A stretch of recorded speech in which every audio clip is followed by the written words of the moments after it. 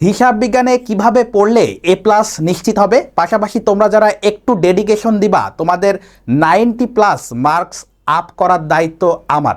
তোমাদের সাথে আছি আমি মোহাম্মদ ইয়াসিন শেখ, পড়াশোনা করছি ঢাকা বিশ্ববিদ্যালয়ের ফিনান্স বিভাগে এবং 2021 সালে যশোর বোর্ডে আমি 3য় স্থান অর্জন করেছিলাম। আমার সেই অভিজ্ঞতাকে কাজে লাগিয়ে তোমাদের হিসাব বিজ্ঞানকে সহজ করার জন্য আমাদের এই প্রয়াস।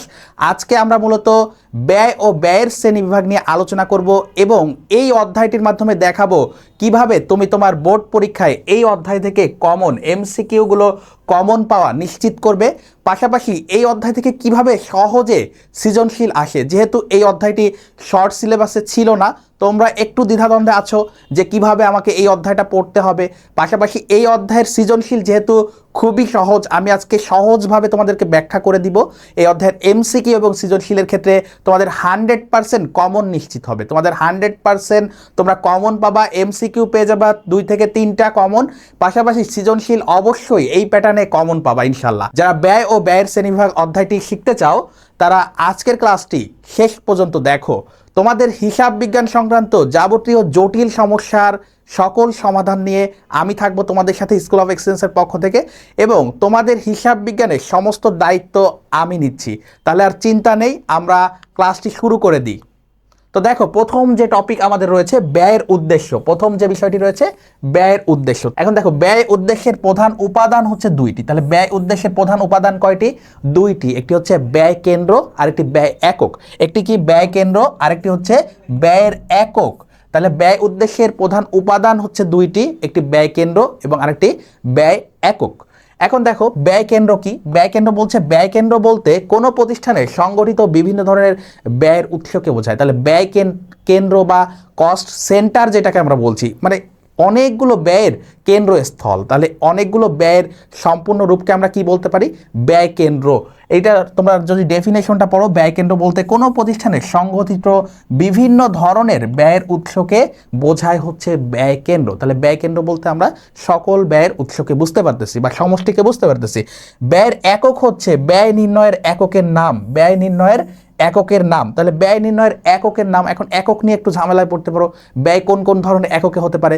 যেমন শ্রম ঘন্টার আলোকে আমরা ব্যয় নির্ণয় করতে পারি, দৈনিক ভিত্তিতে করতে পারি। তাহলে দৈনিক ভিত্তিতে বা ডেইলি বেসিসে যদি আমরা করি তাহলে এটা একটা ব্যয়ের একক হতে পারে। ঘন্টার ভিত্তিতে এইটা আরেকটা একক। তাহলে এইগুলোকে আমরা বলবো ব্যয়ের একক। আরেকটা হচ্ছে আমাদের ব্যয় কেন্দ্র। তাহলে ব্যয়ের উদ্দেশ্যের যে বিষয়, এই প্রধান উপাদান আমরা 2টি শ্রেণীতে ভাগ করলাম। এখন আমরা চলে যাব ব্যয় খরচ এবং ক্ষতির মধ্যে পার্থক্য। কোথায় যাব?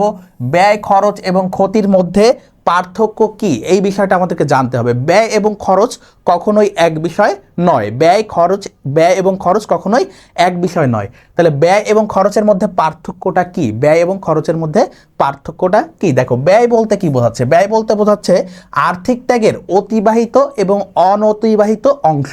আর্থিক ত্যাগের অতিবাহিত এবং অনতিবাহিত অংশ। তাহলে ব্যয় মানে কি? আমরা একটা ব্যয় করলে সেটার কিছু অংশ অতিবাহিত হতে পারে এবং কিছু অংশ কি থাকতে পারে? এখনো পর্যন্ত অনতিবাহিত থাকতে পারে। তাহলে এই 2টা অংশের যোগফলই হচ্ছে কি? আমাদের ব্যয়।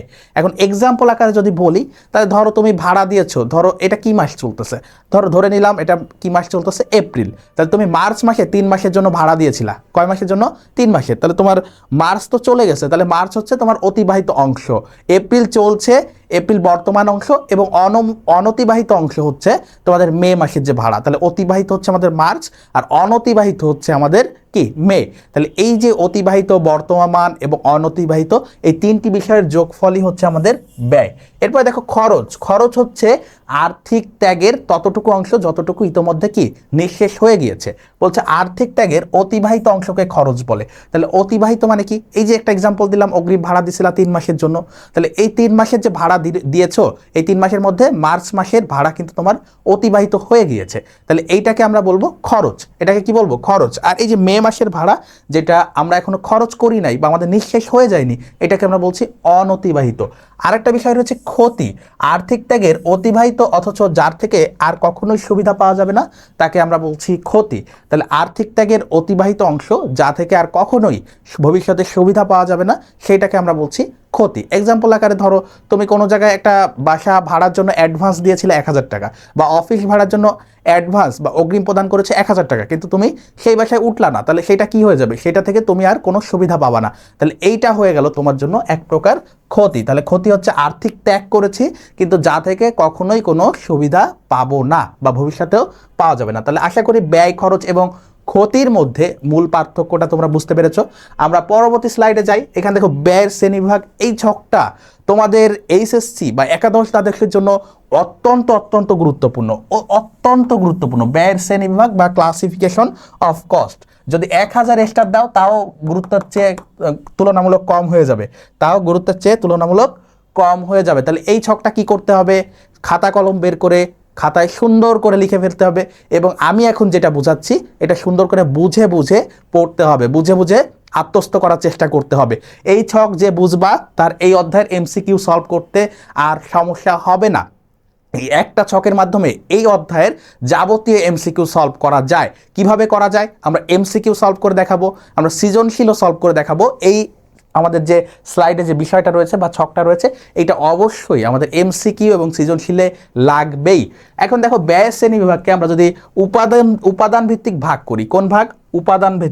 উপাদান ভিত্তিক শ্রেণী বিভাগ যদি আমরা করি, সেক্ষেত্রে আমরা দুইটা শ্রেণী বিভাগ পাচ্ছি, একটা প্রত্যক্ষ আর একটা পরোক্ষ ব্যয়। একটা কোন ব্যয়? প্রত্যক্ষ ব্যয়। আরেকটি হচ্ছে আমাদের পরোক্ষ ব্যয়। তাহলে এই প্রত্যক্ষ ব্যয়ের মধ্যে কি কি আছে, পরোক্ষ ব্যয়ের মধ্যে কি কি আছে, এটা নিয়ে আমাদের ডিটেলস পড়তে হবে। আমি আপাতত সংক্ষেপে বলে দিই। প্রত্যক্ষ ব্যয়ের মধ্যে আছে তোমাদের মুখ্য ব্যয়। প্রত্যক্ষ ব্যয়ের মধ্যে আছে কি? মুখ্য ব্যয়। মুখ্য ব্যয়কে বাংলা আমরা তিনটা উপাদান পাই। একটা হচ্ছে ব্যবহৃত কাঁচামাল বা প্রত্যক্ষ কাঁচামাল, এটা হচ্ছে প্রত্যক্ষ মজুরি, আর একটা হচ্ছে অন্যান্য প্রত্যক্ষ খরচ। এটা আমি সংক্ষেপে বললাম, লেখা আছে আমাদের পরের স্লাইডে, সেইটাও নোট করবা। তাহলে সুন্দর করে নোটটা তোমাদের খাতায় থাকবে। নোট না করলে এই অধ্যায় কিভাবে, একেবারে সহজে আমি পড়াচ্ছি তোমাদেরকে, তারপরে তোমরা যদি একটু কষ্ট করে নোট না করো, খাতা কলম নিয়ে যদি না বসো, সেক্ষেত্রে কিন্তু তোমাদের এই ক্লাসটা শুধু দেখেই যাবা শুয়ে শুয়ে বসে বসে, সেটা আর কোনো উপকারে আসবে না, 2 দিন পরে ভুলে যাবা। তো এইটা করে লাভ নেই, বরং একটু সিরিয়াস হও, পরীক্ষার বেশি দিন বাকি নাই। তাহলে এই অধ্যায়টা যেহেতু সহজ, একেবারে অল্প সময় অ্যান্সার করা যায়, তোমার সৃজনশীলের ক্ষেত্রে অনেক উপকার দিবে, এবং হচ্ছে এইখান থেকে টাইম যেটা বাঁচাইতে পারবা, সেটা তোমার ওই যে 2টা ম্যান্ডেটরি কোশ্চেন থাকে আর্থিক বিবরণী থেকে, সেইখানে যে ওই টাইমটা কিন্তু অ্যাড করতে পারবা। তো এইসব সুযোগকে কাজে লাগাইতে হয় A+ পাওয়ার জন্য বা 90+ মার্কস পাওয়ার জন্য। এইসব সুযোগকে মূলত কাজে লাগাইতে হয়। তো এইগুলো আমরা করেছি বা আমি করেছি একটা সময় এইচএসসিতে। তো তোমাদেরকে সেই অভিজ্ঞতাগুলোকে শেয়ার করছি, যেন তোমরাও কি করতে পারো, আমার মতো ভালো ফলাফল করতে পারো এইচএসসিতে, বা তোমাদের সফলতাই কিন্তু আমাদের মূল উদ্দেশ্য। তাহলে দেখো, প্রত্যক্ষ ব্যয়ের মধ্যে যেটা বললাম যে আমাদের মুখ্য ব্যয়টা থাকে, মুখ্য ব্যয়ের আবার 3টা উপাদান আছে, এটা আমরা ডিটেলসে পড়বো। পরোক্ষ ব্যয়ের মধ্যে কি থাকতে পারে? পরোক্ষ ব্যয়ের মধ্যে আমাদের মূলত কারখানা উপরিব্যয়, কারখানা উপরিব্যয়ের উপাদান আছে, সেগুলো আমরা পড়বো। প্রশাসনিক ব্যয় এবং বিক্রয় ও বন্টন ব্যয়, এই 3টা বিষয় আমাদের থাকে। তাহলে উপাদান ভিত্তিক শ্রেণীবিভাগকে আমরা ভাগ করেছি 2টা ভাগে, একটা হচ্ছে প্রত্যক্ষ আর একটা পরোক্ষ। প্রত্যক্ষ পরোক্ষের ডিটেলস আমরা পরের স্লাইডে পড়বো। এখন দেখো, ব্যবস্থাপনা কার্যের উপর ভিত্তি করে কি কি ভাগে ভাগ করা যায়। একটা হচ্ছে উৎপাদন ব্যয়, আর একটা হচ্ছে অনুৎপাদন ব্যয়। ওকে, তো এইটা বেশি জরুরি না, আমাদের জানা জরুরি হচ্ছে উপাদান ভিত্তিক ব্যয়টা বেশি জানা জরুরি। ব্যয় আচরণের উপর ভিত্তি করে, ব্যয় আচরণটা গুরুত্বপূর্ণ, ব্যয় আচরণটা খুবই গুরুত্বপূর্ণ, এটা ডিটেলস আমাদেরকে পড়তে হবে। পরিবর্তনশীল ব্যয়, ব্যয় আচরণ অনুযায়ী ভাগ করা যায় 3 ভাগে। কয় ভাগে ভাগ করা যায়? 3 ভাগে। একটা হচ্ছে আমাদের পরিবর্তনশীল ব্যয়, একটা হচ্ছে স্থায়ী ব্যয়, আর একটা হচ্ছে আধা পরিবর্তনশীল ব্যয়। এই 3টা ব্যয়ের ব্যাখ্যাই আমরা জানবো, এবং কিভাবে কিভাবে আসে সেগুলো আমরা দেখব। এরপর দেখো, ব্যয় আরোপণের সময় ভিত্তিক শ্রেণীবিভাগ। সময়ের উপর ভিত্তি করে আমরা 2টা শ্রেণীতে ভাগ করতে পারি। একটা হচ্ছে পণ্য বা দ্রব্য ব্যয়, আর একটা হচ্ছে কালীন ব্যয়। একটা হচ্ছে পণ্য বা দ্রব্য ব্যয়, আর একটা হচ্ছে কালীন বা কালান্তিক ব্যয়। কারণ পণ্য বা দ্রব্য ব্যয় কোনটা? পণ্য বা দ্রব্য ব্যয় হচ্ছে তোমাদের যে ব্যয়গুলো পরিবর্তনশীল, যে ব্যয়গুলো হচ্ছে তোমাদের কারখানা সংক্রান্ত ব্যয়।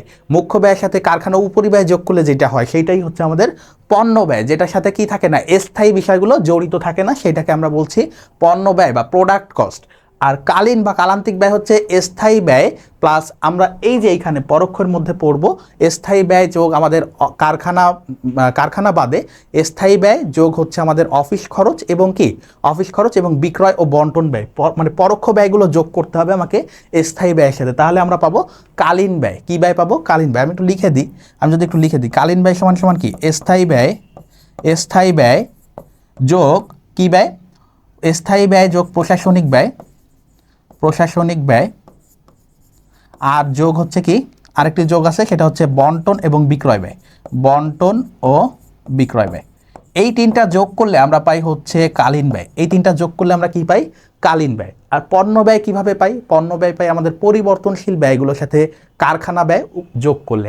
এরপরে দেখো, তো এই ছিল মূলত আমাদের শ্রেণী বিভাগ। এরপরে আমাদের সিদ্ধান্ত গ্রহণের জন্য আরেকটা শ্রেণী বিভাগ রয়েছে, সেটা আমরা দেখব। সিদ্ধান্ত গ্রহণের জন্য অনেকগুলো শ্রেণী বিভাগ রয়েছে, কি কি ব্যয় লাগে, নিমজ্জিত ব্যয়, প্রাসঙ্গিক ব্যয়, তারপরে আমাদের প্রান্তিক ব্যয়, এই বিষয়গুলো আমরা একটু দেখব পরবর্তী স্লাইডে। তো এই শখটা তোমাদেরকে ভালোভাবে মুখস্থ করতে হবে বা হচ্ছে আত্মস্থ করতে হবে, বারবার দেখতে হবে কোনটার মধ্যে কি যায়, তাহলে কিন্তু তোমরা পারবা। এখন আমি তোমাদেরকে প্রথমে যেটা বলছিলাম যে উপাদান ভিত্তিক শ্রেণীবিভাগ হচ্ছে দুই প্রকার, এইটা সম্পর্কে আমাদেরকে আরেকটু বিস্তারিত পড়তে হবে। তো এই যে ব্যয়ের উপাদান ভিত্তিক যে শ্রেণীবিভাগ আছে, এটাকে আমরা প্রত্যক্ষ ব্যয় এবং হচ্ছে পরোক্ষ ব্যয়ে ভাগ করেছিলাম, দুইটা শ্রেণী বলেছিলাম। এবং এই প্রত্যক্ষ ব্যয়ের মধ্যে কি কি আছে আমি বলেছিলাম, প্রত্যক্ষ ব্যয়ের মধ্যে থাকে মুখ্য ব্যয়। তো মুখ্য ব্যয়ের মধ্যে থাকে হচ্ছে আমাদের প্রত্যক্ষ কাঁচামাল, প্রত্যক্ষ শ্রম এবং অন্যান্য প্রত্যক্ষ খরচ। তাহলে আমরা বলতে পারি প্রত্যক্ষ ব্যয়ের মধ্যে এই তিনটি উপাদান আছে, এবং এই তিনটি উপাদান একসাথে যদি আমরা যোগ করি তাহলে আমরা কি পাই? মুখ্য ব্যয়। এই তিনটি উপাদান একসাথে যোগ করলে আমরা কি পাবো? মুখ্য ব্যয়। এই তিনটা উপাদান আমরা একসাথে যোগ করলে কি পাবো? মুখ্য ব্যয়। এরপর দেখো পরোক্ষ ব্যয়ের ক্ষেত্রে কি হচ্ছে, পরোক্ষ ব্যয় প্রধানত তিন প্রকার। কয় প্রকার? তিন প্রকার। একটা হচ্ছে কারখানা উপরিব্যয়, একটা অফিস ও প্রশাসনিক উপরিব্যয়, এবং আরেকটা হচ্ছে বিক্রয় ও বন্টন উপরিব্যয়। প্রধানত এই তিন প্রকার। এখন কারখানা উপরিব্যয়ের আবার শ্রেণী বিভাগ আছে, পরোক্ষ কাঁচামাল, পরোক্ষ শ্রম এবং অন্যান্য যে পরোক্ষ খরচ আছে। যেমন আমাদের প্রত্যক্ষের মধ্যে তিনটা প্রত্যক্ষ ছিল, ঠিক একইভাবে কারখানা উপরিব্যয়ের মধ্যে তিনটা পরোক্ষ যাবে।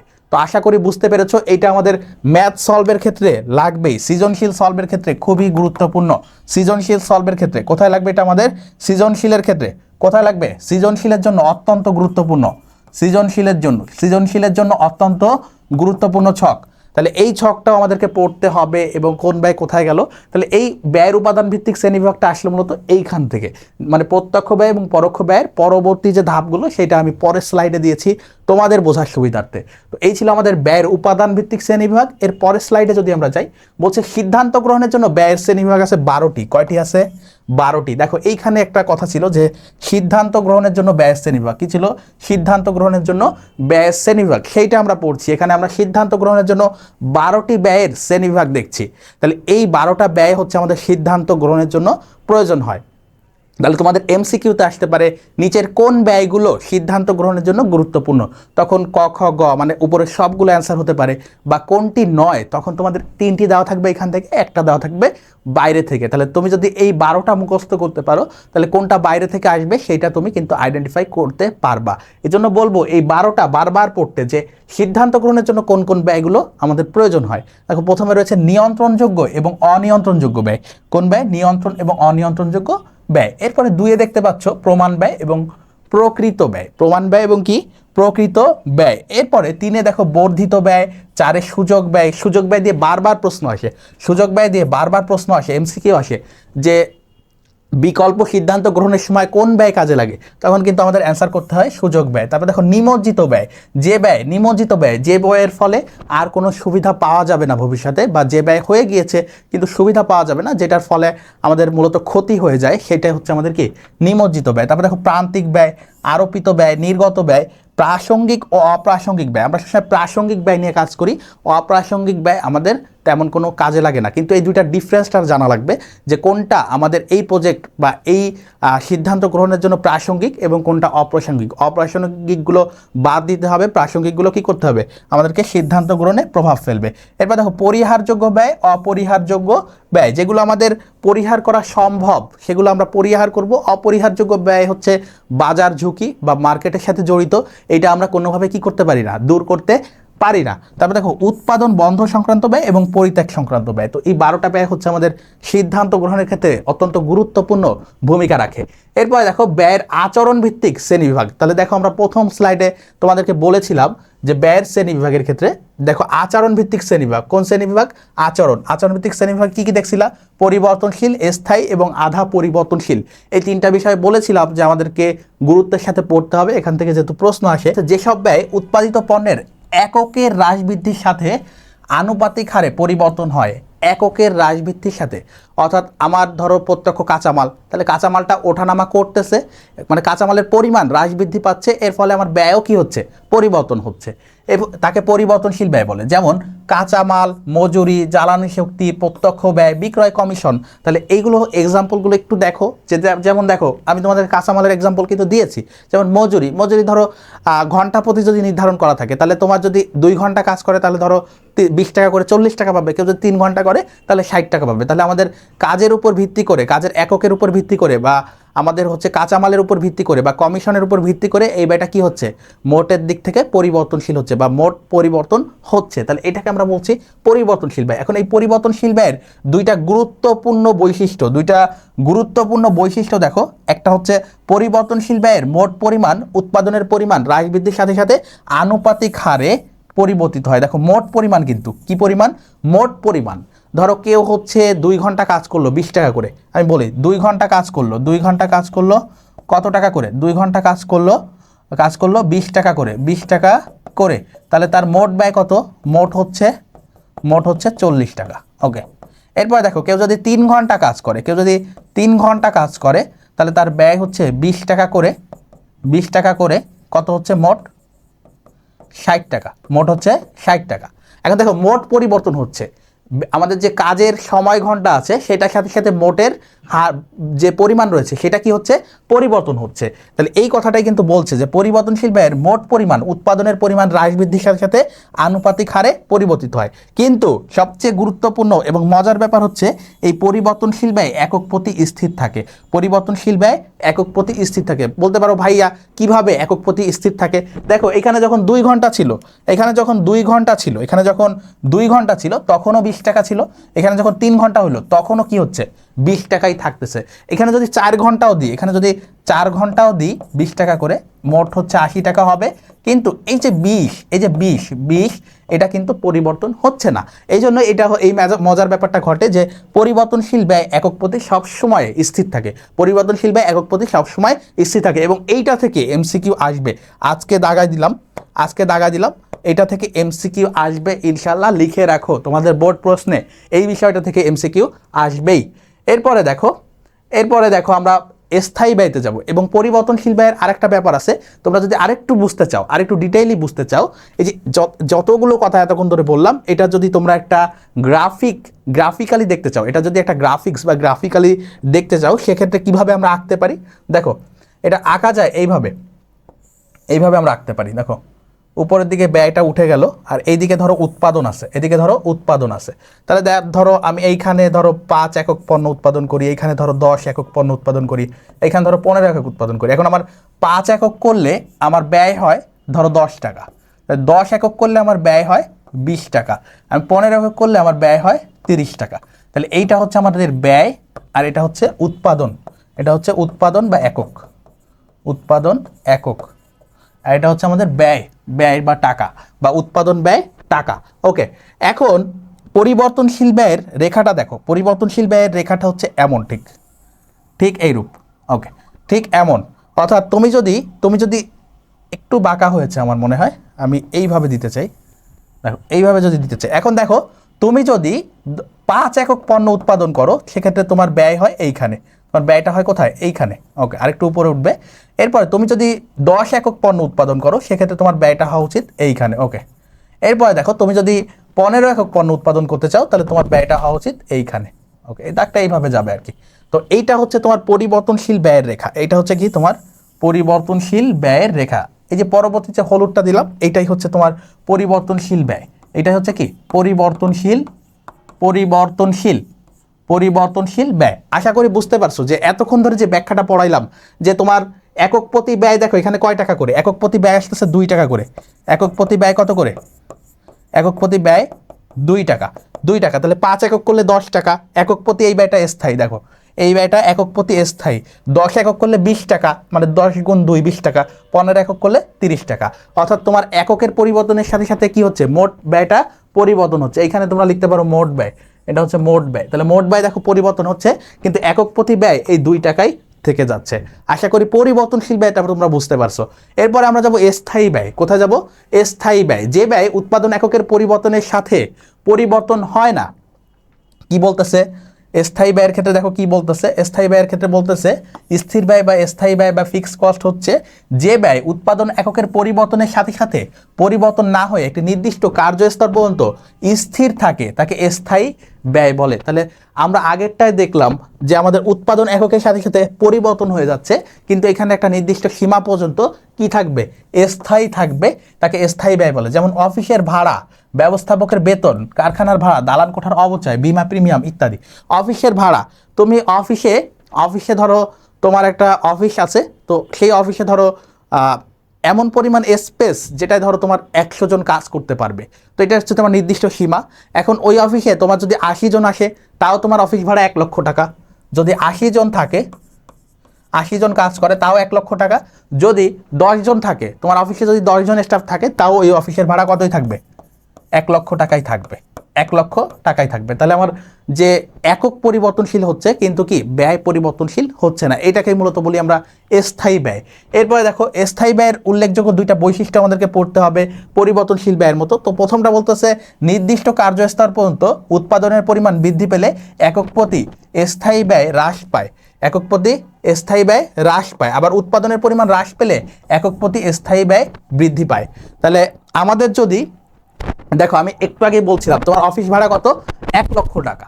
এখন তুমি যদি 10 জন করে কাজ করাও, তোমার যদি অফিসে 10 জন থাকে, ও অফিসে যদি 10 জন থাকে, তাহলে মাথা পিছু ব্যয় কত পড়লো, মাথা পিছু ব্যয় পড়তেছে 10 জনের জন্য 10,000 টাকা করে। কত করে, 10,000 করে, 10,000 করে। তাহলে দেখো 10 জন থাকলে তোমার 10,000 করতেছে। আর তোমার অফিসে ধরো স্পেস আছে 100 জনের, কত জনের, 100 জনের, তাহলে ব্যয় কত হচ্ছে, 100 জনের ক্ষেত্রে ব্যয় হচ্ছে মাত্র কত টাকা, মাত্র কত করে, 1,000 করে, মাত্র 1,000 করে। তাহলে এটা তোমার উপর ডিপেন্ড করে তুমি কতটুকু কার্যস্তর পর্যন্ত নিয়ে যাবা। ধরো তুমি 10 জনকে কাজে লাগাইলা, সেক্ষেত্রে তোমার ব্যয়টা বেড়ে যাচ্ছে 10,000, এবং তুমি যদি 100 জনকে কাজে লাগাইতে পারো ওই সেম অফিসে, তাহলে তোমার ব্যয়টা কমে যাচ্ছে কত, 1,000-এ নেমে আসতেছে একক প্রতি, একক প্রতি। কিন্তু মোট ব্যয় কিন্তু 1 লক্ষ টাকা, এটা স্থির। মোট ব্যয় যে 1 লক্ষ টাকা, এটা কিন্তু স্থির।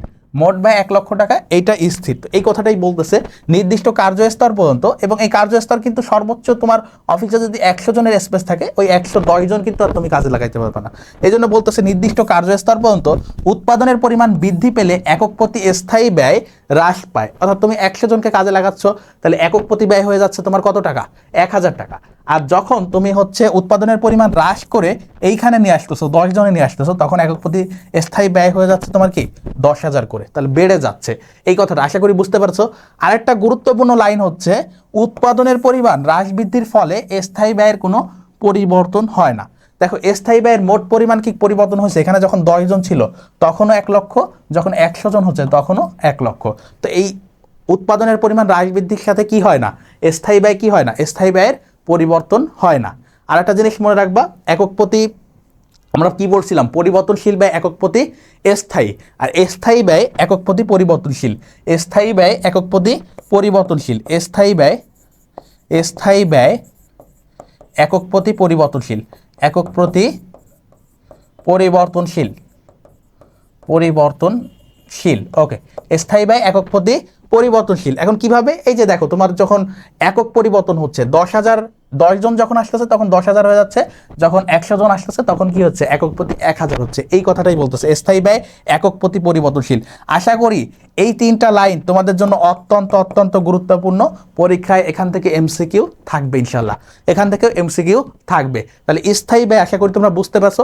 আমরা যদি একটা ছক আকারে দেখতে চাই, সেক্ষেত্রে আমরা কিভাবে আঁকতে পারি, দেখো আমরা যদি ছক আকারে করতে চাই, তাহলে দেখো ছক আকারে ধরো এইখানে তোমার আছে ব্যয়ের পরিমাণ, এখানে কি আছে, এইখানে আছে তোমার উৎপাদন আর কি, আর এইটা হচ্ছে তোমার ব্যয়ের রেখা, এটা হচ্ছে তোমার ব্যয়, এটা হচ্ছে তোমার কি ব্যয়, আর এটা হচ্ছে উৎপাদন একক, এটা হচ্ছে উৎপাদন একক। ওকে, আচ্ছা, এটা হচ্ছে ব্যয়, উৎপাদন ব্যয়, আর এটা হচ্ছে উৎপাদন একক। এখন তুমি ধরো একটা যন্ত্র ইউজ করো বা একটা মেশিন ইউজ করো, যেটা হচ্ছে তোমার এক মাসে 1 লক্ষ ইউনিট উৎপাদন করতে পারে, এবং ওই যন্ত্র তোমার অপারেট করতে যায় বা ওই যন্ত্রের জন্য তোমার অবচয় খরচ হয় 1 লক্ষ টাকা প্রতি মাসে। তাহলে দেখো তোমার এই যে 1 লক্ষ টাকা খরচ মাসে 1 লক্ষ টাকা খরচ, এটা স্থায়ী, এটা কি স্থায়ী। অর্থাৎ এই পর্যন্ত এই ব্যয়টা স্থায়ী থাকবে, এবং ওই পণ্য তুমি ধরো 10,000 একক উৎপাদন করতে পারো। কত একক উৎপাদন করতে পারো, 10,000 একক। 10,000 একক তুমি উৎপাদন করতে পারো। এখন তুমি যদি 10,000 একক উৎপাদন করো তাও তোমার এটা 1 লক্ষ টাকা। তুমি যদি 5,000 একক উৎপাদন করো, কত একক উৎপাদন করো? 5,000, মানে এই পর্যন্ত উৎপাদন করো, তাও তোমার কি হবে? এই 1 লক্ষ টাকাই থাকবে ব্যয়। এইটাই হচ্ছে আমাদের স্থায়ী ব্যয়।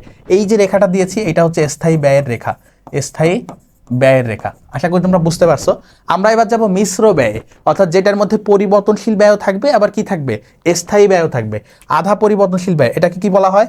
আধা পরিবর্তনশীল ব্যয় বা মিশ্র ব্যয়। আধা পরিবর্তনশীল ব্যয় বা মিশ্র ব্যয়। তাহলে যেসব ব্যয় সম্পূর্ণ স্থির নয়, সম্পূর্ণ স্থির নয় আবার সম্পূর্ণ পরিবর্তনশীল নয়, সেসব ব্যয়কে আধা পরিবর্তনশীল ব্যয় বলে। যেমন টেলিফোন বিল, বিদ্যুৎ বিল ইত্যাদি। এখন বলতে পারো ভাইয়া টেলিফোন বিল, বিদ্যুৎ বিল তো আমার কাছে মনে হয় পরিবর্তনশীল ব্যয়, কারণ আমি হচ্ছে 100 একক আমি 100 ইউনিট খরচ করলে আমার ব্যয় হয় 500 টাকা, আবার আমি যখন 50 করি তখন আমার ব্যয় হয় 300 টাকার মতো বা 250 টাকা, বা কখনো কিভাবে হয় সেটা তোমাদেরকে এখন এইটা বুঝতে পারলে তখন কিন্তু তোমরা বুঝতে পারবা যে এটা আসলে পরিবর্তনশীল না, বরং এটা হচ্ছে একটা মিশ্র ব্যয়। এখন আধা পরিবর্তনশীল ব্যয়ের উল্লেখযোগ্য কিছু বৈশিষ্ট্য নিচে দেখানো হলো। কি কি বৈশিষ্ট্য আছে? বৈশিষ্ট্য বোঝানোর আগে তোমাদেরকে আগে বোঝাইনি যে বিদ্যুৎ বিল বা টেলিফোন বিল কিভাবে আধা পরিবর্তনশীল বা মিশ্র ব্যয় হয়, এইটা আগে তোমাদেরকে বোঝাইনি। তা দেখো, ধরো তোমার মাসে টেলিফোন বিল হচ্ছে, তোমার মাসে টেলিফোন বিলের ক্ষেত্রে এরকম নিয়ম আছে। এখন তো টেলিফোন ইউজ করোই না। আমার রুমে একটা টেলিফোন আছে। আমার রুমে আমি হলে যে রুমটাতে থাকি, কবি জসিমউদ্দিন হল, ঢাকা বিশ্ববিদ্যালয়ের, এটার 228 নম্বর রুমে একটা টেলিফোন আছে বিটিসিএলের। তো এই টেলিফোনে আমাদের মাসিক বিল আসে কত? শোনো, আমাদের মাসিক বিল হচ্ছে, মাসিক বিলের সিস্টেমটা শোনো। টেলিফোন বিলের ক্ষেত্রে মাসিক বিলের সিস্টেমটা শোনো। সিস্টেম হচ্ছে এরকম, প্রক্রিয়াটা হচ্ছে এরকম যে আমরা ইউজ করি বা না করি, 1 মিনিটও কথা বলি বা না বলি, ওইটার ক্ষেত্রে 150 টাকা স্থায়ী ব্যয় দিতে হয়। 150 টাকা দিতে হয় প্রত্যেক মাসে। প্রতি মাসে স্থায়ী ব্যয় কত? প্রতি মাসে 150 টাকা আমাদের ফিক্সড কস্ট।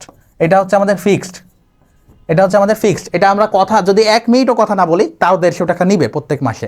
এরপরে আমি যদি 1 মিনিট কথা বলি, প্রত্যেক মিনিটের জন্য 50 পয়সা করে চার্জ করে। কত পয়সা? 50 পয়সা। 50 পয়সা। এখন আমরা যদি ওই মাসে 100 মিনিট কথা বলি তাহলে আমাদের 50 টাকা দিতে হবে।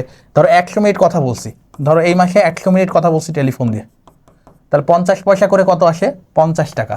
তাহলে আমাদের মোট বিল আসবে 200 টাকা। কত টাকা আসবে? 200, মোট 200। তাহলে এই মোট যে 200 আসলো, এটার মধ্যে এই যে মোট বিল 200 আসছে, এটার মধ্যে এই 150 হচ্ছে ফিক্সড, আর এই বাকি 50 হচ্ছে কি?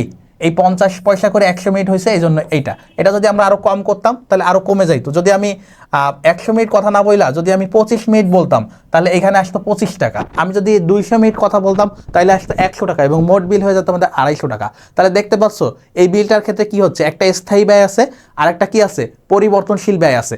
এই দুইটার যোগ করে আমার মোট ব্যয় হচ্ছে, এবং এই জন্য আমরা বলতেছি এটা হচ্ছে মিশ্র ব্যয়। আরও একটা এক্সাম্পল এখানে দেখতে পাচ্ছ, বিদ্যুৎ বিল। বিদ্যুৎ বিলের ক্ষেত্রে ব্যাপারটা কি হয় দেখো।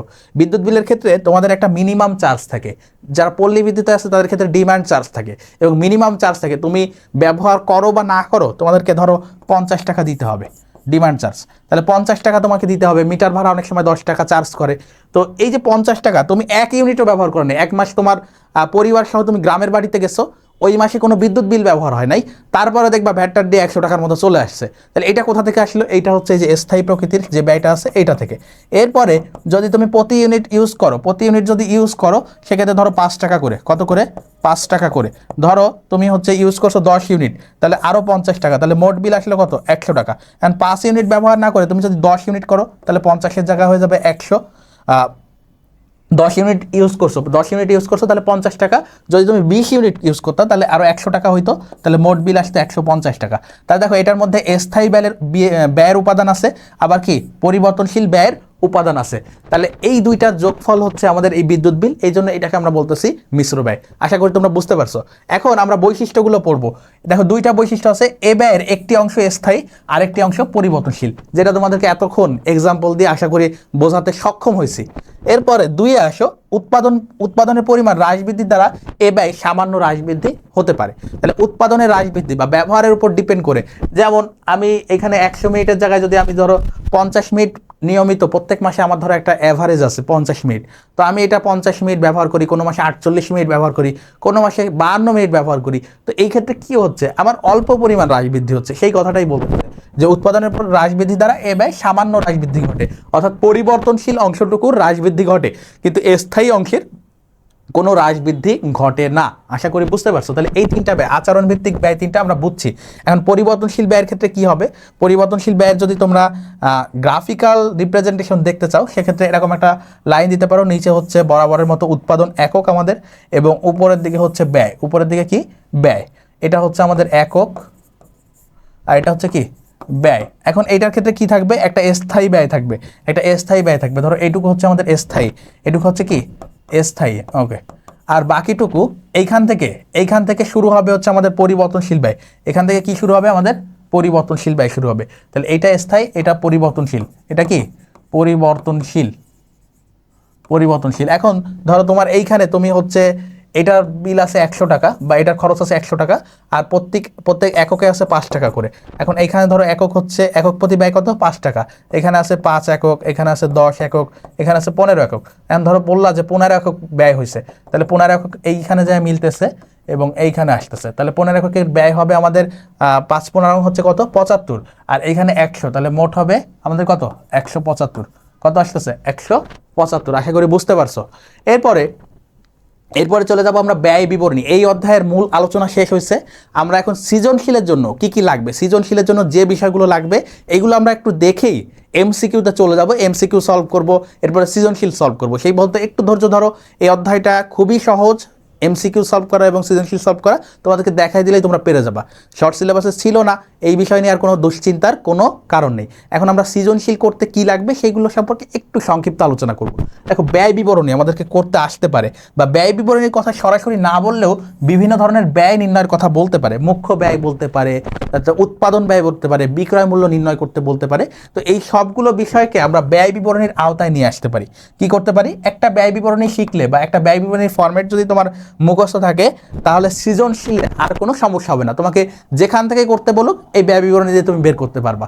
এখন কিভাবে বের করব, আমরা শুরুটা করব মূলত কাঁচামাল দিয়ে। কি দিয়ে শুরু করব, কাঁচামাল দিয়ে। এখন এই কাঁচামাল কখনো দেখবা প্রত্যক্ষ কাঁচামাল নামে লেখা আছে, কখনো দেখবা ব্যবহৃত কাঁচামাল নামে লেখা আছে। এখন ব্যবহৃত কাঁচামালের একটা ফর্মুলা আছে, ব্যবহৃত কাঁচামালের ফর্মুলা হচ্ছে প্রারম্ভিক কাঁচামাল যোগ কাঁচামাল ক্রয় বাদ হচ্ছে সমাপনী কাঁচামাল। তাহলে আমাদের ব্যবহৃত কাঁচামালের সূত্র কি, প্রারম্ভিক যোগ ক্রয় বাদ হচ্ছে সমাপনী। এইটাকে বলতেছি আমরা ব্যবহৃত কাঁচামাল। যদি কোনো স্থানে প্রারম্ভিক এবং সমাপনী প্রত্যক্ষ কাঁচামাল থাকে, সেক্ষেত্রে আমাদেরকে ব্যবহৃত কাঁচামাল দিয়ে করতে হবে। কিন্তু যদি এই যে প্রারম্ভিক এবং সমাপনী, প্রারম্ভিক কাঁচামাল এবং সমাপনী এই দুইটা বিষয় যদি দেওয়া না থাকে, সেক্ষেত্রে আমরা প্রত্যক্ষ কাঁচামাল নামে যেটা আছে শুধু এইটা দিয়েই আমরা ম্যাথ করব। আশা করি বুঝতে পারছো। তাহলে ম্যাথের ক্ষেত্রে আমরা দেখি প্রারম্ভিক কাঁচামাল এবং সমাপনী কাঁচামাল আছে কিনা, যদি থাকে তাহলে যোগ বিয়োগ করব, প্রারম্ভিকটা যোগ সমাপনীটা বাদ ক্রয়ের সাথে, তাহলে আমরা ব্যবহৃত কাঁচামাল পাবো। তাহলে আমাদের প্রথম কাঁচামাল নিয়ে এটা যোগ বিয়োগ, এইখানে পেলাম ব্যবহৃত কাঁচামাল। এর সাথে আমরা প্রত্যক্ষ শ্রম যোগ করব, প্রত্যক্ষ মজুরি বা শ্রম যোগ করব। কি করব, প্রত্যক্ষ শ্রম যোগ করব, পাশাপাশি অন্যান্য প্রত্যক্ষ খরচ, প্রত্যক্ষ শ্রমের আরেক নাম দিতে পারো মজুরি, প্রত্যক্ষ মজুরি যোগ করব এবং পাশাপাশি প্রত্যক্ষ অন্যান্য খরচ যোগ করব। তাহলে একটা পাইলাম হচ্ছে ব্যবহৃত কাঁচামাল, একটা হচ্ছে প্রত্যক্ষ শ্রম, আর একটা প্রত্যক্ষ অন্যান্য প্রত্যক্ষ খরচ। এই তিনটা যোগ করলে আমরা পাই মুখ্য ব্যয়। কি পাই, মুখ্য ব্যয়। তাহলে আমাদের প্রথম কাজ হচ্ছে এই মুখ্য ব্যয় নির্ণয় করা। আমাদের অনেক সৃজনশীলে দেখবা তোমরা এই অধ্যায়ের যে মুখ্য ব্যয় নির্ণয় করো, কতেই আছে মুখ্য ব্যয় নির্ণয় করো, কতে কি বলে, মুখ্য ব্যয় নির্ণয় করো। তাহলে মুখ্য ব্যয়ের সূত্র হচ্ছে কি, ব্যবহৃত কাঁচামাল যোগ প্রত্যক্ষ শ্রম যোগ অন্যান্য প্রত্যক্ষ খরচ, ব্যবহৃত কাঁচামাল যোগ প্রত্যক্ষ শ্রম যোগ অন্যান্য প্রত্যক্ষ খরচ। ব্যবহৃত কাঁচামাল না থাকলে কিভাবে নাই সেটা আমরা বুঝবো, প্রারম্ভিক এবং সমাপনী দেওয়া থাকবে না, সেক্ষেত্রে শুধু কাঁচামাল দিয়ে করব। ওকে, এরপরে আমরা চলে যাব কারখানা উপরিব্যয়। আমরা পরোক্ষ খরচ পড়েছিলাম, পরোক্ষ খরচের মধ্যে একটা ছিল, পরোক্ষ খরচের মধ্যে প্রথমটাই ছিল কারখানা উপরিব্যয়। তো এই কারখানা উপরিব্যয়ের মধ্যে কি যায়, কারখানা উপরিব্যয়ের মধ্যে দেখো কি যায়, কারখানা উপরিব্যয়ের মধ্যে মূলত কারখানা সংক্রান্ত খরচগুলো যায়। আমি ছকেও কিন্তু দেখিয়েছি তোমাদেরকে এবং স্টার দিয়ে দিয়েছিলাম। বলছে স্থায়ী উৎপাদন ব্যয় কি হতে পারে, এক্সাম্পল করে কারখানা ভাড়া। কি হতে পারে, কারখানা ভাড়া। তাহলে কারখানার ভাড়াটা কি স্থায়ী উৎপাদন ব্যয়, অর্থাৎ কারখানা ভাড়া পরিবর্তন করা যায় না, কিন্তু এটা কারখানার সাথে সংশ্লিষ্ট, এই জন্য কারখানা উপরিব্যয় বা ওভারহেডের মতো আনতেছি। আরেকটা হতে পারে কারখানা ম্যানেজারের বেতন। কি হতে পারে? কারখানা ম্যানেজারের বেতন, কারখানা ম্যানেজারের বেতন। ওকে, তো এটা হচ্ছে স্থায়ী উৎপাদন ব্যয়। এরপর হচ্ছে পরোক্ষ মাল, পরোক্ষ শ্রম এবং অন্যান্য পরোক্ষ খরচ। এই চারটা জিনিস মিলে আমরা পাই হচ্ছে কারখানা উপরিব্যয়। এইটা যদি যোগ করি, এই চারটা জিনিস যদি যোগ করি মুখ্য ব্যয়ের সাথে যদি যোগ করি, তাহলে আমরা পাই কারখানা ব্যয়। এই কারখানা ব্যয়ের আরেকটা নাম আছে, সেটাকে আমরা বলতে পারি কি ব্যয়? কারখানা ব্যয়ের আরেকটা নাম আছে, সেটাকে আমরা বলতে পারি উৎপাদন ব্যয়। কি বলতে পারি? উৎপাদন ব্যয়। কি বলতে পারি? এটার আরেক নাম হচ্ছে উৎপাদন ব্যয়। উৎপাদন ব্যয়। ওকে, কারখানা ব্যয়ের আরেক নাম কি? উৎপাদন ব্যয়। কারখানা ব্যয়ের আরেক নাম হচ্ছে উৎপাদন ব্যয়। তাহলে আমাদেরকে যদি উৎপাদন ব্যয় করতে বলে, তাহলে আমরা মুখ্য ব্যয় বের করব যোগ করে, পাশাপাশি এর সাথে কারখানা উপরিব্যয় বের করব। তাহলে আমরা মোট কি পাবো? কারখানা ব্যয় বা উৎপাদন ব্যয়। এরপরে দেখো, এরপরে আমাদেরকে যদি বলে উৎপাদিত পণ্যের উৎপাদন ব্যয়, একটা হচ্ছে শুধু উৎপাদন ব্যয়, এখানে দেখো লিখছি উৎপাদন ব্যয়, আর একটা হচ্ছে উৎপাদিত পণ্যের, আরেকটা কি? উৎপাদিত পণ্যের উৎপাদন ব্যয়। তাহলে আমরা যে কারখানা বা উৎপাদন ব্যয় বের হয়েছে, এটার সাথে আংশিক তৈরি পণ্যের প্রারম্ভিক মজুরটা যোগ করব, আংশিক তৈরি পণ্যের সমাপনী মজুরটা বাদ দিব। তাহলে আমরা কি পাবো? উৎপাদিত পণ্যের উৎপাদন ব্যয় পাবো, তাহলে উৎপাদিত পণ্যের উৎপাদন ব্যয় আমরা এইখানে আসলো। এরপর দেখো প্রারম্ভিক, এর সাথে ওই যে উৎপাদিত পণ্যের উৎপাদন ব্যয়ের সাথে যদি আমরা প্রারম্ভিক তৈরি পণ্য যোগ করি এবং হচ্ছে সমাপনী তৈরি পণ্য বাদ দিই, তাহলে আমরা বিক্রিত পণ্যের ব্যয় পাই। কি পাই? বিক্রিত পণ্যের ব্যয় পাই। আর যদি শুধু যোগ করো, তাহলে বিক্রয়যোগ্য পণ্যের ব্যয় পাও। আর বিক্রয়যোগ্য পণ্যের ব্যয় থেকে যদি সমাপনী তৈরি পণ্য বাদ দাও, তাহলে বিক্রিত পণ্যের ব্যয় পাও। অনেক সময় বিক্রিত পণ্যের ব্যয় আসতে পারে, সেক্ষেত্রে আমাদেরকে এই যে উৎপাদিত পণ্যের উৎপাদন ব্যয় পর্যন্ত যেতে হবে, তৈরি পণ্যের আংশিক যে প্রারম্ভিক মজুদ রয়েছে সেটা যোগ করে এবং সমাপনীটা বাদ দিয়ে আমরা উৎপাদিত পণ্যের উৎপাদন ব্যয় পাবো। এবং সেইখান থেকে আমরা যদি প্রারম্ভিক তৈরি পণ্য এবং সমাপনী তৈরি পণ্য যোগ এবং বিয়োগ করি, তাহলেই কিন্তু আমাদের বিক্রিত পণ্যের ব্যয় বের হয়।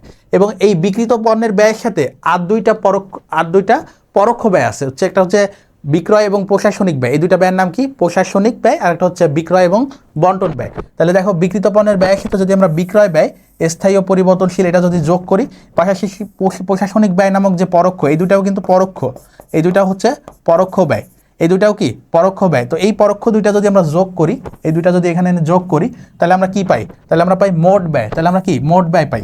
তাহলে আমরা পাই মোট ব্যয়। তাহলে মোট ব্যয় যদি বের করতে বলে, তাহলে আমাদের এই পর্যন্ত করতে হবে মোট ব্যয়। ওকে, এখন মোট ব্যয়ের সাথে যদি মুনাফা যোগ করা হয়, মোট ব্যয়ের সাথে যদি আমাদের প্রত্যাশিত মুনাফা যোগ করা হয়, তাহলে আমরা পাই বিক্রয় মূল্য। যদি বিক্রয় মূল্য নির্ণয় করতে হয়, তাহলে আমাদের এই পর্যন্ত আসতে হবে। এটা হচ্ছে আমাদের এই যে ব্যয় বিবরণীর ছক। এখন এই ব্যয় বিবরণীর পুরাটা তোমাদের কখনোই করতে হবে না, হয়তো বা একটি রিকোয়ারমেন্টে। যেমন কতে বলতে পারে মুখ্য ব্যয়, কতে বলতে পারে যে এতটুকু করো, এই যে মুখ্য ব্যয়। খতে বলতে পারে উৎপাদন ব্যয় নির্ণয় করো। আবার কোনো ম্যাথে গতে এসে বলতে পারে বিক্রয় মূল্য নির্ণয় করো। এখন সব ম্যাথেই যে উৎপাদিত পণ্যের উৎপাদন একক, তারপরে আংশিক তৈরি পণ্যের প্রারম্ভিক মজুদ, এগুলো থাকবে না। অনেক ম্যাথে দেখবা যে এই যে প্রারম্ভিক প্রত্যক্ষ কাঁচামাল এবং সমাপনী প্রত্যক্ষ কাঁচামাল, এইটাও নাই। তো এই যেগুলো থাকবে না, এগুলো তোমাদের করাই লাগবে না। আর যেগুলো থাকবে, আমরা শুধু সেই উপাদানগুলো দিয়ে এই ব্যয় বিবরণীর আলোকে আমাদের মুখ্য ব্যয় বা উৎপাদন ব্যয় বা হচ্ছে মোট ব্যয় বা কি বিক্রয় মূল্য বের করার চেষ্টা করব। তো এইটা হচ্ছে আমাদের সৃজনশীলের ক্ষেত্রে অত্যন্ত গুরুত্বপূর্ণ। তাহলে এইটা না পারলে এই অধ্যায়ের সৃজনশীল কিন্তু পারবা না তোমরা। এটা না পারলে এই অধ্যায়ের সৃজনশীল কোনোভাবেই পারবা না। তাহলে এইটা অত্যন্ত গুরুত্বপূর্ণ, খাতায় তুলে ফেলো এখনই। যারা ক্লাসটি করছো, খাতা নিয়ে বসো, দয়া করে একটু খাতা নিয়ে বসো, নাহলে ম্যাথগুলো পারবা না কিন্তু। একেবারে পরীক্ষার 2 দিন আগে এসে পড়ে তুমি A+ পেয়ে যাবা, এই চিন্তা বাদ দিতে হবে আমাদেরকে। বরং এখনও যে সময় আছে, সেই সময় দিয়ে তোমাদেরকে আমি দায়িত্ব নিয়ে বলছি, এখন থেকে স্কুল অফ এক্সেলেন্সে হিসাব বিজ্ঞানের যে ক্লাসগুলো দেওয়া হচ্ছে, এইগুলো করো। এবং যে প্র্যাকটিসগুলো করানো হচ্ছে, যেই নোটগুলো দেওয়া হচ্ছে, যেভাবে তোমাদেরকে MCQগুলো করানো হচ্ছে এবং সৃজনশীল করানো হচ্ছে, এগুলো তোমরা একটু খাতায় লেখো। আমি তো লিখতেছি, তোমাদের জন্য কষ্ট করে লিখতেছি, তাহলে তোমরাও একটু এগুলো লেখো। লিখলে দেখবা তোমাদের A+ পাইতে কষ্ট হবে না, এটা তোমাদেরকে গ্যারান্টি দিচ্ছি। কিন্তু তোমরা করো কি, মোবাইলটা নিয়ে শুয়ে শুয়ে তুমি দেখো, ভিডিও দেখতেছো, ক্লাস দেখতেছো। এই এখন ক্লাস দেখতেছি, একটু পরে নোট করবো না, ভিডিওটা সেভ করে রাখি, পরে দেখবো না। পরে করতে করতে দেখবা পরীক্ষার আছে 2 দিন, সেদিন তুমি ভিডিও দেখবা কখন, নিজে লিখবা কখন, আর পরীক্ষার হলে যায় কি লিখবা। তো এইগুলো না করে কি করবা, যেটা যখন করাচ্ছি সেটা তখন করে ফেলো। আশা করি তোমাদের কষ্ট হবে না, ঠিক আছে? পরীক্ষার হলে কষ্ট হবে না। পরীক্ষার হলে হিসাব বিজ্ঞানের সবচেয়ে বড় সমস্যা হচ্ছে যে আমরা ভয় পাই। এবং ভয় পাই কেন? এর কারণ হচ্ছে আমরা প্র্যাকটিস করি না। হিসাব বিজ্ঞানে প্র্যাকটিস না করা যে তোমার জন্য কত বড় ক্ষতির কারণ, এটা তুমি পরীক্ষার হলে গেলেই বুঝতে পারবা যদি প্র্যাকটিস না করে যাও। প্র্যাকটিস না করলে, এবং সবচেয়ে বেশি ফেল করছে কত বছর হিসাব বিজ্ঞানে, এটা রিজন হচ্ছে আমরা প্র্যাকটিস করি না, ভয় পাই ম্যাথকে ভয় পাই, প্র্যাকটিস করি না। প্র্যাকটিস করলে তোমার তো ভয় দূর হবে, তাহলে তুমি ওই ম্যাথটা যখন প্র্যাকটিস করবা তখন তোমার এই ম্যাথে তুমি অন্য যেসব কনফিউশনের জায়গা আছে সবই তোমার দূর হয়ে যাবে। কিন্তু তোমরা তো প্র্যাকটিস করবা না, না করলে কি হবে? না করলে হচ্ছে তোমার ভীতিটাও দূর হবে না, পরীক্ষার হলে যায় লিখতে পারবা না, সৃজনশীল সলভ করতে পারবা না। তাহলে এইগুলো না করে কি করবা? যেইটা যখন লিখাচ্ছি সেটা তখন খাতায় করে ফেলতে হবে। আশা করি বুঝতে পারছো কথাবার্তা। এখন বলো তো, যেসব দফা ব্যয় বিবরণীতে অন্তর্ভুক্ত হয় না, অনেক সময় এমসিকিউতে লাগে, এই স্লাইডটা মূলত এমসিকিউ এর জন্য, যে কোন কোন দফা আমাদের ব্যয় বিবরণীতে যুক্ত হবে না, বা কোন বিষয়গুলো আমাদের ব্যয় বিবরণীতে আসে না, বা মোট ব্যয় নির্ণয় লাগে না, বা মুখ্য ব্যয় নির্ণয় প্রয়োজন হয় না। দেখো, আয়কর লাগে না, অবলেখকের দোস্তরি বা কমিশন, দোস্তরি মানে হচ্ছে, দোস্তরির আরেকটা বাংলা হচ্ছে কমিশন, স্থায়ী সম্পদ এবং বিনিয়োগ বিক্রয়ের মুনাফা, ঋণপত্রের সুদ প্রাপ্তি বা প্রদান, শেয়ার ও ঋণপত্রের অবহার, সুনাম এবং প্রাথমিক খরচের অবলেপন, ঋণের সুদ। তারপরে দেখো, লভ্যাংশ প্রদান অথবা গ্রহণ, ক্ষতিপূরণ, ব্যাংক সুদ, মূলধনী ব্যয়, শেয়ার হস্তান্তর ব্যয়, বিনিয়োগের উপর সুদ, প্রাপ্তবার্তা, মালের অস্বাভাবিক ক্ষতি। এইগুলো হচ্ছে আমাদের ব্যয় বিবরণীতে কোনো প্রয়োজন হয় না, বা ব্যয় বিবরণীতে অন্তর্ভুক্ত হয় না। তাহলে ব্যয় বিবরণীতে আসবে না এমন দফার নাম কি? এমসিকিউতে আসতে পারে, লিখে ফেলবে। বলতে পারে যে ব্যয় বিবরণীতে আসবে না এমন লেনদেনের মোট পরিমাণ নির্ণয়, সেক্ষেত্রেও এগুলো একটু জানতে হবে। ঠিক আছে, আচ্ছা, এখন আমরা চলে যাব এই অধ্যায়ের আমাদের টপিক বিশ্লেষণ শেষ হয়ে গেছে। আমরা 20টা এমসিকিউ সলভ করব। কয়টা এমসিকিউ সলভ করব? এই অধ্যায়ের 20টা এমসিকিউ সলভ করব। এই 20টা এমসিকিউর মাধ্যমে দেখাবো এতক্ষণ ধরে যা যা শিখলা সেগুলো কিভাবে অ্যাপ্লাই করতে হয়। এছাড়া যদি অন্য কোনো কনফিউশনে থাকে সেইগুলো এই 20টা এমসিকিউর মাধ্যমে তোমার দূর হয়ে যাবে। ধরো, ব্যয়ের অতিবাহিত অংশকে কি বলে? আমরা ব্যয়, খরচ এবং ক্ষতির পার্থক্য পড়ছি। ব্যয়, খরচ এবং ক্ষতির পার্থক্য পড়ছি। এখানে ব্যয় বলছিলাম যে অতিবাহিত এবং অনতিবাহিত অংশের যোগফল, খরচ বলছিলাম যে ব্যয়ের অতিবাহিত অংশ, এবং ক্ষতি হচ্ছে যে ব্যয়টা আমরা করে ফেলছি সেটার ফলে আর কোনো ভবিষ্যতে সুবিধা পাবো না, অর্থাৎ এটা আমাদের ক্ষতি হয়ে গেছে। এখন দেখো, অতিবাহিত মানে কি? অতিবাহিত মানে হচ্ছে যতটুকু শেষ হয়ে গেছে, নিঃশেষ হয়ে গেছে, এটাকে আমরা বলেছিলাম খরচ। এটাকে কি বলছিলাম? খরচ। তাহলে ব্যয়ের অতিবাহিত অংশকে বলা হয় খরচ। ব্যয়ের অতিবাহিত অংশকে কি বলে? খরচ বলে। 2-এ আসো, ব্যয় তথ্যের সঠিক সমীকরণ কি? ব্যয় তথ্যের সঠিক সমীকরণ কি? তাহলে ব্যয় ইকুয়াল টু, দেখো বলছে সম্পত্তি মাইনাস খরচ মাইনাস ক্ষতি, সম্পত্তি প্লাস ক্ষতি, আর এখানে একটা মাইনাস দিয়েছে, খরচ আর এখানে একটা প্লাস দিয়েছে, আর শেষেরটায় দেখো ব্যয় ইকুয়াল টু সম্পদ প্লাস ক্ষতি প্লাস খরচ। এখন ব্যয় তথ্যের সঠিক সমীকরণ হচ্ছে সম্পত্তি প্লাস ক্ষতি প্লাস খরচ। কিভাবে হতে পারে? দেখো, ব্যয়ের যতটুকু অতিবাহিত হয় সেটাকে আমরা বলছি খরচ। অতিবাহিত অংশকে কি বলি? খরচ। যেটা আমাদের কি হয়ে গেছে, যেটা থেকে আর সুবিধা পাবো না, যেটা থেকে সুবিধা পাওয়া যাবে না সেটাকে বলে, পাওয়া যাবে না সেটাকে কি বলি? ক্ষতি। পাওয়া যাবে না, ওকে। আর সম্পত্তি কোনটা? যেটা হচ্ছে অনতিবাহিত অংশ। অনতিবাহিত অংশ যেটা এখনো, যেটা থেকে আমরা কি পাবো? ভবিষ্যতে সুবিধা পাবো। অনতিবাহিত অংশ, অনতিবাহিত অংশ। তাহলে এটা থেকে আমরা ভবিষ্যতে সুবিধা পাবো। এখন ব্যয় সমান সম্পত্তি প্লাস ক্ষতি প্লাস খরচ কিভাবে হইল? এই দুইটা তো বুঝছো। এই সম্পত্তিটা কিভাবে আসলো? ধরো, তুমি 3 মাসের বাড়ি ভাড়া অগ্রিম দিছো, 2 মাস চলমান আছে, মানে 1 মাস অতিবাহিত হয়ে গেছে, খরচ হয়ে গেছে, 1 মাস চলমান আছে, আর আগামী মাস বাকি। তাহলে আগামী মাসটা হচ্ছে তোমার জন্য সম্পদ বা অনতিবাহিত। তাহলে এই তিনটার যোগফল মূলত ব্যয়। আশা করি বুঝতে পারছো। কিনে যাই, কোনটি আধা পরিবর্তনশীল ব্যয়? কোনটি আধা পরিবর্তনশীল? আধা পরিবর্তনশীলের আরেকটা নাম আছে, কি বলতো? আধা পরিবর্তনশীল আরেকটা নাম পড়ছি আমরা, সেটা হচ্ছে মিশ্র। তাহলে মিশ্র মানে কি? স্থায়ী প্লাস পরিবর্তনশীল। মিশ্র মানে কি? স্থায়ী প্লাস পরিবর্তনশীল। স্থায়ী প্লাস পরিবর্তনশীল। স্থায়ী প্লাস কি? পরিবর্তনশীল। ওকে। তাহলে এখানে তোমাদেরকে দুইটা এক্সাম্পল দিয়েছিলাম খুব সুন্দরভাবে। বলছিলাম আমার হলের রুমে একটা টেলিফোন আছে এবং বিদ্যুৎ বিল, এই দুইটা দিয়ে এক্সাম্পল দিয়েছিলাম। এইখানে দেখো কি আছে, এখানে বলছে অবচয়, বৈদ্যুতিক বিল, বেতন, ভাড়া। তাহলে অবচয় প্রত্যেক মাসে সাধারণত স্থির থাকে সরলরৈখিক পদ্ধতিতে, বেতনের ক্ষেত্রে প্রত্যেক মাসের বেতন সমান হয়, ভাড়ার ক্ষেত্রে প্রত্যেক মাসের ভাড়াই কি হয়? সমান হয়। তাহলে এই তিনটাই হচ্ছে স্থায়ী প্রকৃতির বা কালান্তিক পদ্ধতির। আর বৈদ্যুতিক বিলটা হচ্ছে আমাদের কি? মিশ্র ব্যয়। এটার মধ্যে যেমন স্থায়ী খরচ আছে, পরিবর্তনশীল ব্যয়ও আছে। এরপরে 4-এ আসো, নিচের কোন ব্যয়টি স্থির ব্যয়? স্থির ব্যয় আইডেন্টিফাই করতে বলছে। বলছে কাঁচামালের হচ্ছে এককের পরিবর্তনের সাথে সাথে এটা পরিবর্তন হয়। বলছে শ্রমিকের মজুরির মানে ঘন্টার পরিবর্তনের সাথে সাথে কি মজুরিও পরিবর্তন হয়। ড্রয়িং অফিসের বেতন, দেখো বেতন ড্রয়িং অফিসের বেতন বা ভাড়া, তাহলে ড্রয়িং অফিসের ক্ষেত্রে কি হবে? ড্রয়িং অফিসের ক্ষেত্রে তুমি যে ভাড়াটা দিবা সেটা হচ্ছে প্রত্যেক মাসে সমান থাকবে, বা অফিসারের যদি বেতন বলো সেটা কি প্রত্যেক মাসে সমান থাকবে। তাহলে এইটা হচ্ছে আমাদের স্থির প্রকৃতির, এটা হচ্ছে আমাদের কি স্থির প্রকৃতির। 5-এ আসো, আর্থিক ত্যাগের যে অংশের সুবিধা ভবিষ্যতে ভোগ করা যাবে তাকে কি বলে? তাহলে আর্থিক ত্যাগের যে অংশের সুবিধা ভবিষ্যতে ভোগ করা যাবে সেটা হচ্ছে অনতিবাহিত অংশ। এবং অনতিবাহিত অংশ একটু আগে আমরা দেখলাম, এটাকে আমরা সম্পদ বলি। এটাকে আমরা কি বলি? সম্পদ বলি। তাহলে অ্যান্সার হবে সম্পদ। ওকে, তাহলে এটার অ্যান্সার কি হবে? সম্পদ। এরপরে 6-এ আসো, নির্দিষ্ট স্তর পর্যন্ত একক প্রতি ব্যয় পরিবর্তনশীল কিন্তু মোট ব্যয় স্থির উক্তিটি নিচের কোন ব্যয়ের সাথে সম্পৃক্ত? নির্দিষ্ট স্তর পর্যন্ত একক প্রতি পরিবর্তনশীল কিন্তু মোট ব্যয় স্থির। মনে রাখবা, মোট ব্যয় স্থির থাকে শুধুমাত্র স্থায়ী ব্যয়, আর একক প্রতি এটা কি হয়? পরিবর্তন হয়। তোমাদেরকে আমি ভেঙে ভেঙে দেখাইছিলাম যে ধরো মোট ব্যয় তোমার হচ্ছে একটা মেশিন উৎপাদন করে, ধরো হচ্ছে 1 লক্ষ টাকা হচ্ছে মেশিনের প্রত্যেক মাসের অবচয়। কতদিনের অবচয়? প্রত্যেক মাসের অবচয়। এখন এই মেশিনটার ক্ষমতা আছে 10,000 একক উৎপাদন করা। তুমি 10,000 একক যদি উৎপাদন করো, 10,000 একক উৎপাদন করো, সেক্ষেত্রে তোমার ব্যয় আসতেছে কত? দেখো 10,000, তাহলে 4টা, তাহলে 10 টাকা। কত আসতেছে? 10 টাকা। কিন্তু তুমি যদি 1,000 উৎপাদন করো, 1,000 একক উৎপাদন করো, যদি 1,000 একক যদি উৎপাদন করো, সেক্ষেত্রে এই 1 লক্ষকে 1,000 দিয়ে ভাগ দাও, তাহলে তোমাদের ব্যয় আসতেছে কত? ব্যয় আসতেছে হচ্ছে 100 টাকা করে। 100 টাকা করে স্থায়ী ব্যয় আসতেছে। তাহলে দেখো একক প্রতি পরিবর্তন হয়ে গেল, কিন্তু মোট ব্যয় দুই জায়গায় 1 লক্ষ টাকা। মোট ব্যয় দুই জায়গায় কি অবচয়, মোট দুই জায়গায় 1 লক্ষ টাকা। তাহলে আশা করি বুঝতে পারছো, এটা হচ্ছে স্থির ব্যয়, এটা হচ্ছে স্থির ব্যয়, এটা হচ্ছে আমাদের স্থির ব্যয়। 7-এ আসো, যে সকল ব্যয় উৎপাদনের পরিমাণ হ্রাস বৃদ্ধির ফলে পরিবর্তিত হয় কিন্তু একক প্রতি স্থায়ী থাকে তাদেরকে বলে। তাহলে যে ব্যয়, তোমাদেরকে বলছিলাম যে ওইখান থেকে প্রশ্ন আসবে এবং স্টার দিয়ে দিয়েছিলাম, যে ব্যয় হচ্ছে কি মোট পরিবর্তনশীল কিন্তু একক প্রতি স্থায়ী, সেটাকে আমরা বলি পরিবর্তনশীল ব্যয়। এটাকে আমরা কি বলি? পরিবর্তনশীল ব্যয়। যে ব্যয় একক প্রতি স্থায়ী কিন্তু হচ্ছে মোট হচ্ছে পরিবর্তনশীল, সেটাকে আমরা বলি পরিবর্তনশীল ব্যয়। 8-এ আসো, একটি কোম্পানির বিক্রয় 1 লক্ষ টাকা। একটি কোম্পানির বিক্রয় কত?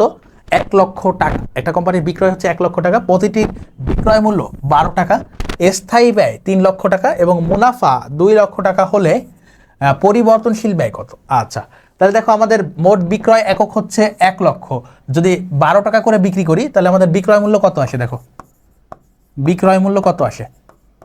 বিক্রয় মূল্য হচ্ছে আমাদের কি 1 লক্ষ গুণ 12, তাহলে 12 লক্ষ টাকা। বিক্রয় মূল্য কত? 1 লক্ষ গুণ 12, তাহলে হচ্ছে 12 লক্ষ টাকা। 12 লক্ষ টাকা। এখন বিক্রয় মূল্য যদি 12 লক্ষ টাকা হয় এবং আমরা যদি কত টাকা লাভ করছি? 2 লক্ষ, তাহলে এই 2 লক্ষ যদি বাদ দিই, বাদ মুনাফা, বাদ কি মুনাফা, কত টাকা? 2 লক্ষ টাকা, বাদ মুনাফা হচ্ছে 2 লক্ষ টাকা, তাহলে 10 লক্ষ টাকা হচ্ছে আমাদের কি? 10 লক্ষ টাকা হচ্ছে আমাদের মোট ব্যয়। 10 লক্ষ টাকা হচ্ছে আমাদের কি মোট ব্যয়। মোট ব্যয় হচ্ছে 10 লক্ষ টাকা। এখন দেখো বলতেছে 3 লক্ষ টাকা হচ্ছে পরিবর্তনশীল ব্যয়। 3 লক্ষ টাকা কি? পরিবর্তনশীল স্থায়ী ব্যয়, দুঃখিত, 3 লক্ষ টাকা হচ্ছে স্থায়ী ব্যয়, বের করতে বলছে পরিবর্তনশীল ব্যয়। তাহলে স্থায়ী ব্যয় যদি 3 লক্ষ হয় এবং মোট ব্যয় যদি হচ্ছে কত টাকা হয়? 10 লক্ষ টাকা হয়, তাহলে মোট ব্যয়ের একটা সূত্র আছে। মোট ব্যয় সমান কি? মোট ব্যয় সমান স্থায়ী যোগ পরিবর্তনশীল। মোট ব্যয় সমান কি? স্থায়ী যোগ পরিবর্তনশীল। স্থায়ী যোগ পরিবর্তনশীল। তোমাকে কি বের করতে বলছে? পরিবর্তনশীল। মোট ব্যয় কত বের করছো? 10 লক্ষ টাকা। মোট ব্যয় 10 লক্ষ টাকা, লিখে ফেলো 10 লক্ষ টাকা মোট ব্যয়ের জায়গায়। স্থায়ী ব্যয় দেওয়া আছে 3 লক্ষ টাকা, এখানে লেখো 3 লক্ষ টাকা। তোমার কোশ্চেন মার্ক হচ্ছে পরিবর্তনশীল ব্যয়। যখন 3 লক্ষ যোগ আছে এই পাশে, সে বিয়োগ হবে, তাহলে 10 লক্ষ থেকে 3 লক্ষ বাদ দাও, তোমাদের পরিবর্তনশীল ব্যয় হচ্ছে 7 লক্ষ টাকা। কত টাকা? 7 লক্ষ টাকা। পরিবর্তনশীল ব্যয় কত? 7 লক্ষ টাকা। তাহলে 7 লক্ষ টাকা হচ্ছে পরিবর্তনশীল ব্যয়। 7 লক্ষ টাকা পরিবর্তনশীল ব্যয় এই প্রশ্নের জন্য। এরপরে দেখো 9-এ আসো, সিদ্ধান্ত গ্রহণে কোন ব্যয় বিবেচনায় আনা হয় না? সিদ্ধান্ত গ্রহণে আনা হয় না। সিদ্ধান্ত গ্রহণের ক্ষেত্রে আমি তোমাদেরকে ব্যয় দেখিয়েছিলাম যে এই ব্যয়গুলো বিবেচনা করা হয়, এবং কিছু দেখিয়েছিলাম যে ব্যয় বিবরণীটা আসে না। তাহলে ব্যয় বিবরণীটা আসে না, এটা বলছে প্রত্যক্ষ ব্যয় আমাদের লাগে, নিমজ্জিত ব্যয় সিদ্ধান্ত গ্রহণে লাগে, সুযোগ ব্যয় অবশ্যই লাগে, পার্থক্যমূলক ব্যয় আমাদের লাগে। পার্থক্যমূলক ব্যয় আমাদের বিবেচনায় আনতে হয় না। তাহলে অ্যান্সার হচ্ছে ঘ। 10-এ আসো, ব্যবহৃত কাঁচামালের ব্যয় কোন জাতীয় ব্যয়ের উদাহরণ? ব্যবহৃত কাঁচামালের কোন জাতীয় ব্যয়ের উদাহরণ? আমরা বলতে পারি ব্যবহৃত কাঁচামাল হচ্ছে আমাদের প্রত্যক্ষ ব্যয়, পাশাপাশি কি বলতে পারি, প্রত্যক্ষ ব্যয় যেমন বলতে পারি প্রত্যক্ষ কাঁচামাল, পাশাপাশি মুখ্য ব্যয়ের অংশ। এটা হচ্ছে পরিবর্তনশীল ব্যয়, এটা হচ্ছে কি পরিবর্তনশীল, অর্থাৎ আমাদের কি হয় মোট এককের পরিমাণ পরিবর্তন হয়, এককের সাথে সাথে কি হয় পরিমাণ পরিবর্তিত হয়, এই জন্য এটা পরিবর্তনশীল ব্যয় বা প্রত্যক্ষ ব্যয়। পরিবর্তনশীল ব্যয় এবং প্রত্যক্ষ ব্যয়। ব্রিজ, রাস্তাঘাট, দালান কোঠা নির্মাণ ব্যয়। ব্রিজ, রাস্তাঘাট, দালান কোঠা নির্মাণ ব্যয় কোন ধরনের ব্যয়? কোন ধরনের ব্যয়? তাহলে দেখো এখানে বলছে নিমজ্জিত কালীন পণ্য ঐতিহাসিক ব্যয়। তাহলে এইটার অ্যান্সার হওয়া উচিত হচ্ছে পণ্য ব্যয়। কারণ কি দেখো পণ্য ব্যয় কাকে বলে এটাকে আমাদেরকে বুঝতে হবে। এটার অ্যান্সার পণ্য ব্যয়। পণ্য ব্যয় কি? পণ্য ব্যয় হচ্ছে আমাদের যে প্রত্যক্ষ যে পরিবর্তনশীল ব্যয় আছে, প্রত্যক্ষ কাঁচামাল, প্রত্যক্ষ শ্রম, প্রত্যক্ষ মজুরি যোগ হচ্ছে আমাদের কারখানা উপরিব্যয়। তাহলে আমরা এটাকে বলতে পারি মুখ্য ব্যয় যোগ কারখানা উপরিব্যয়। মুখ্য ব্যয় যোগ কি কারখানা উপরিব্যয় বা উৎপাদন উপরিব্যয়। ওকে, এখন দেখ মুখ্য ব্যয়ের মধ্যে আছে প্রত্যক্ষ খরচগুলো, কারখানা ব্যয়ের মধ্যে আছে ওই উৎপাদন সংক্রান্ত পরোক্ষ খরচগুলো। দেখো যে ব্রিজ, রাস্তাঘাট, দালান কোঠা এগুলো নির্মাণের ক্ষেত্রে আমাদের যে প্রত্যক্ষ এবং পরোক্ষ খরচটা লাগে, এক্ষেত্রে কোনো স্থায়ী খরচ নাই, এক্ষেত্রে প্রশাসনিক খরচ নাই, এক্ষেত্রে বন্টন খরচ নেই। তাহলে ব্রিজ, রাস্তাঘাট তৈরির ক্ষেত্রে বন্টন খরচ নেই, সরকার যেহেতু করে এগুলো, তাহলে এগুলোর ক্ষেত্রে বন্টন খরচ নেই। তাহলে মুখ্য ব্যয় এবং কারখানা উপরিব্যয় যোগফল হয় হচ্ছে আমাদের পণ্য ব্যয়। তাহলে আমাদের অ্যান্সার হবে পণ্য ব্যয়। এবার 12তে আসো কালান্তিক ব্যয় কি? কালান্তিক ব্যয় যেগুলো হচ্ছে ফিক্স থাকে, যেগুলো মাসের ভিত্তিতে বা বছরের ভিত্তিতে ফিক্স থাকে। দেখো কাঁচামালের ব্যয় ওঠানামা করে, তাহলে এটা বাদ। প্রত্যক্ষ শ্রম এটা বাদ। পরিবর্তনশীল ব্যয় ওঠানামা করে, এটা বাদ। স্থির ব্যয় হচ্ছে কালান্তিক ব্যয়। উদাহরণ হতে পারে অফিস ভাড়া, বেতন, অফিস ভাড়া। কারখানা ম্যানেজারের বেতন হলে হবে না, অন্যান্য প্রশাসনিক কর্মকর্তার বেতন বা হচ্ছে বিক্রয় কর্মীর বেতন, এগুলো অফিস ভাড়া বা বেতন। ওকে, তারপরে দেখো 13তে আসো প্রত্যক্ষ মাল হচ্ছে 30,000 টাকা। প্রত্যক্ষ মাল কত? 30,000। প্রত্যক্ষ মজুরি 18,000 টাকা। অফিস উপরিব্যয় 12,000 টাকা। রূপান্তর ব্যয় 52,000 টাকা। রূপান্তর ব্যয় বলতেছে 52,000। বিক্রয় উপরিব্যয় এত হলে কালীন ব্যয় কত? কালীন ব্যয় সূত্র হচ্ছে স্থায়ী ব্যয় যোগ, কালীন ব্যয়ের একটা ফর্মুলা আছে, ফর্মুলাটা আমি এখানে লিখে দিচ্ছি। স্থায়ী ব্যয় যোগ হচ্ছে আমাদের প্রশাসনিক ব্যয়, প্রশাসনিক তালবস্য, তাই না? প্রশাসনিক ব্যয় যোগ হচ্ছে কি স্থায়ী ব্যয় যোগ প্রশাসনিক ব্যয় যোগ বিক্রয় ও বন্টন ব্যয় যোগ কি বিক্রয় ও বন্টন ব্যয়। ওকে, এখন দেখো প্রত্যক্ষ মাল মানে প্রত্যক্ষ কাঁচামাল, প্রত্যক্ষ মজুরি এবং হচ্ছে রূপান্তর ব্যয়ের সূত্র হচ্ছে প্রত্যক্ষ মজুরি এবং অন্যান্য প্রত্যক্ষ ব্যয়। রূপান্তর ব্যয়ের সূত্র কি? রূপান্তর ব্যয়টা আমি তোমাকে বলে রাখলাম, এই প্রশ্নে যদিও কাজে লাগতেছে না। তা আমাদেরকে বলছে কালীন ব্যয় বের করতে। তাহলে আমরা স্থায়ী ব্যয়, দেখো এখানে স্থায়ী ব্যয় নামক কোনো কিছু আছে কিনা। দেখো অফিস উপরিব্যয় হচ্ছে আমাদের এই যে প্রশাসনিকের মধ্যে যাবে। তারপরে দেখো রূপান্তর ব্যয় হচ্ছে এইখানে প্রত্যক্ষ মজুরি এবং অন্যান্য প্রত্যক্ষ খরচের যোগফল। তাহলে এখানে তো প্রত্যক্ষ খরচ কোনো কাজে লাগবে না, তাহলে প্রত্যক্ষ খরচ যেহেতু লাগবে না এটা বাদ। আমাদের রূপান্তর ব্যয় লাগবে না, বিক্রয় উপরিব্যয় লাগবে। দেখো বিক্রয় খরচ আছে এখানে, তাহলে আমাদের বিক্রয় লাগবে। কি লাগবে? বিক্রয় এবং অফিস উপরিব্যয়। পাশাপাশি স্থায়ী কোনো কিছু দেওয়া নাই, তাহলে 3টা উপাদান তোমাদেরকে বলছি, স্থায়ী, বিক্রয় এবং প্রশাসনিক উপরিব্যয়। তার মধ্যে আমরা 2টা পাচ্ছি। কয়টা পাচ্ছি? 2টা। একটা হচ্ছে অফিস উপরিব্যয় কত টাকা? 12,000 টাকা এবং হচ্ছে বিক্রয় উপরিব্যয় 6,000 টাকা। তাহলে 12 আর 6 কত? 12 যোগ 6, 12,000 যোগ 6,000, 18,000 টাকা। কত টাকা? 18,000 টাকা হচ্ছে আমাদের 18,000 টাকা হচ্ছে আমাদের কোন ব্যয়? কালীন ব্যয় হচ্ছে 18,000 টাকা, অ্যান্সার ক। এরপর 14তে আসো 5 বছর আগে 10 লক্ষ টাকা দিয়ে একটি পুরাতন মেশিন ক্রয় করা হয়েছিল। মেশিনটির বর্তমান পুস্তক মূল্য বা বই মূল্য 8 লক্ষ টাকা, অর্থাৎ অবচয় হয়েছে এই কয় বছর ধরে 2 লাখ টাকা, অবচয় বাদ দেওয়ার পর আসে হচ্ছে 8 লক্ষ টাকা। এখন দেখো নতুন একটি মেশিন স্থাপনের জন্য পুরাতন মেশিনটি 3 লক্ষ টাকায় বিক্রি করা হয়। তাহলে তোমার বই মূল্য মানে অবচয় বাদ দেওয়ার পর হিসাব বিজ্ঞানের অনুযায়ী মূল্য ছিল 8 লক্ষ টাকা, কিন্তু তুমি 3 লক্ষ টাকায় বিক্রি করতে পারছো। কত টাকায় বিক্রি করতে পারছো? 3 লক্ষ টাকায় বিক্রি করতে পারছো। তাহলে বাকি যে 8 লক্ষ টাকা হচ্ছে তোমাদের বই মূল্য, 8 লক্ষ টাকা হচ্ছে তোমাদের বই মূল্য 8 লক্ষ, কিন্তু তুমি বিক্রি করতে পারছো কত? 3 লক্ষ। তাহলে দেখো মাঝখানে বিয়োগ করো এটা, তাহলে 5 লক্ষ টাকা হচ্ছে। 5 লক্ষ টাকার একটা ডিফারেন্স দেখতে পাচ্ছ। তাহলে তোমার যতটুকু বই মূল্য আছে তার থেকে তুমি যদি বিক্রয় মূল্যটা বাদ দাও, সেক্ষেত্রে তুমি কি পাও? সেক্ষেত্রে তুমি মূলত নিমজ্জিত ব্যয় পাও। সেক্ষেত্রে তোমাকে আমরা যদি বই মূল্য থেকে কি বাদ দিই, বই মূল্য থেকে বিক্রয় মূল্য বাদ দিই, তাহলে আমরা নিমজ্জিত ব্যয় পাই। কি পাই? নিমজ্জিত পাই। দেখো এখানে নিমজ্জিত ব্যয় বের করতে বলছে, তাহলে নিমজ্জিত ব্যয় হবে 8 লক্ষ মাইনাস 3 লক্ষ ইকুয়াল টু 5 লক্ষ টাকা। কত টাকা? 5 লক্ষ। দেখো অপশন গতে আছে, তাহলে অ্যান্সার হবে এইটা 5 লক্ষ টাকা। ওকে, এরপর 15তে আসো, কোনটি খরচ নয়? কোনটি খরচ নয়? তো খরচ হচ্ছে আমাদের অতিবাহিত অংশ। খরচ হচ্ছে কি? ব্যয়ের অতিবাহিত অংশ। তাহলে দেখো পরিবহন ব্যয়, পরিবহন ব্যয় অবশ্যই খরচ, বিজ্ঞাপন ব্যয় অবশ্যই খরচ, মেরামত ব্যয় অবশ্যই খরচ। তাহলে এই তিনটাই হচ্ছে অতিবাহিত অংশ। এখন প্রাথমিক খরচ, প্রাথমিক খরচ থেকে আমরা পরবর্তীতে সুবিধা পাই। প্রাথমিক খরচ থেকে আমরা কি পাই? পরবর্তীতে সুবিধা পাই। প্রাথমিক খরচ অর্থাৎ ধরো শেয়ার বিক্রির প্রাথমিক খরচ, এটা থেকে পরবর্তীতে আমরা শেয়ার বিক্রির জন্য সুবিধা পাবো। তাহলে এইটা হচ্ছে আমাদের কি? অনতিবাহিত অংশ বা হচ্ছে কি ভুয়া সম্পদ বা হচ্ছে সম্পদ। তাহলে অ্যান্সার হচ্ছে ঘ। এরপরে 16তে আসো, কোন ব্যয় একাধিক বিকল্পের মধ্যে পার্থক্য তৈরি করে?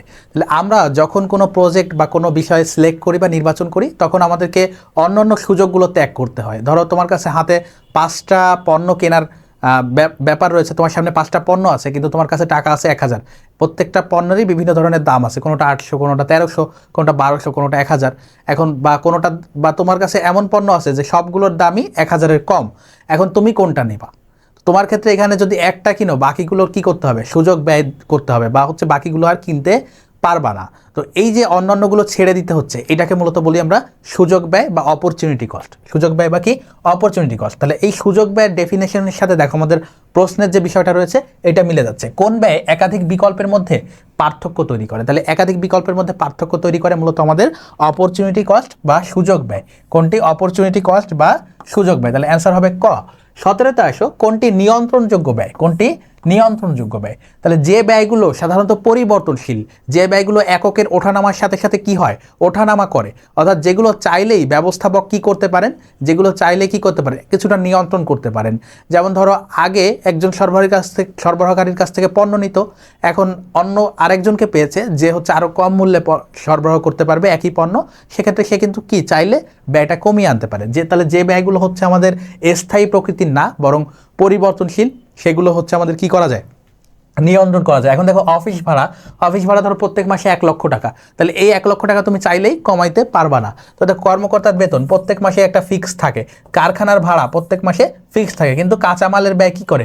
ওঠানামা করে বা পরিবর্তনশীল হয়। তাহলে এইটা হচ্ছে আমাদের নিয়ন্ত্রণযোগ্য ব্যয়। এটা হচ্ছে কি? এককের সাথে ওঠানামা করবে, অর্থাৎ নিয়ন্ত্রণযোগ্য ব্যয়। 18তে আসো, স্থায়ী ব্যয়ের বৈশিষ্ট্য কি? স্থায়ী ব্যয়ের বৈশিষ্ট্য দিয়ে তোমাদেরকে স্টার মার্কও করে দিয়েছি, যেখান থেকে প্রশ্ন আসবে। স্থায়ী ব্যয়ের বৈশিষ্ট্য বলেছিলাম যে এটা হচ্ছে স্থায়ী ব্যয় একক প্রতি পরিবর্তনশীল একটা বৈশিষ্ট্য, আর একটা বৈশিষ্ট্য হচ্ছে এটার মোট পরিমাণ সবসময় স্থায়ী থাকে, কিন্তু একক প্রতি ওঠানামা করে। একক প্রতি কি থাকে? ওঠানামা করে। তাহলে দেখো মোট স্থায়ী ব্যয়ের পরিমাণ স্থির থাকে, এটা আমাদের 1 নম্বর বৈশিষ্ট্যতে ছিল। তবে দেখো একক প্রতি স্থায়ী ব্যয় স্থির থাকে। একক প্রতি স্থায়ী ব্যয় কখনোই স্থির থাকে না, এটা হয় পরিবর্তনশীল। এটা হয় কি? পরিবর্তনশীল। ওকে, তাহলে এটা বাদ। বলছে উৎপাদনের পরিমাণের সাথে একক প্রতি স্থায়ী ব্যয়ের পরিবর্তন হয়, এই কথাটা ঠিক। তাহলে 1 আর 3 হচ্ছে আমাদের ঠিক আছে, তাহলে অ্যান্সার হবে খ। তাহলে এই প্রশ্নের অ্যান্সার কি হবে? খ। 19-এ দেখো মিশ্র ব্যয়ের মধ্যে অন্তর্ভুক্ত থাকে। তাহলে মিশ্র ব্যয় বা আধা পরিবর্তনশীল ব্যয় হচ্ছে একই কথা। এই মিশ্র বা আধা পরিবর্তনশীল ব্যয়ের মধ্যে যেমন স্থায়ী ব্যয়ের উপাদান থাকে, পাশাপাশি পরিবর্তনশীল ব্যয়েরও উপাদান থাকে। এখন বলছে এর মধ্যে অন্তর্ভুক্ত থাকে পরিবর্তনশীল ব্যয়, এর মধ্যে থাকে স্থায়ী ব্যয়, সুযোগ ব্যয় থাকে না। সুযোগ ব্যয় হচ্ছে আমাদের সিদ্ধান্ত গ্রহণে কাজে লাগে। সুযোগ ব্যয় কোথায় কাজে লাগে? সিদ্ধান্ত গ্রহণে। তাহলে অ্যান্সার হবে ক। অ্যান্সার হবে ক 1 ও 2। 20-এ আসো, নিমজ্জিত ব্যয় হচ্ছে প্রাসঙ্গিক ব্যয়, অপ্রাসঙ্গিক ব্যয়, ঐতিহাসিক ব্যয়। তাহলে নিমজ্জিত ব্যয়টা মূলত আমাদের প্রাসঙ্গিক এবং ঐতিহাসিক। নিমজ্জিত ব্যয়টা কি?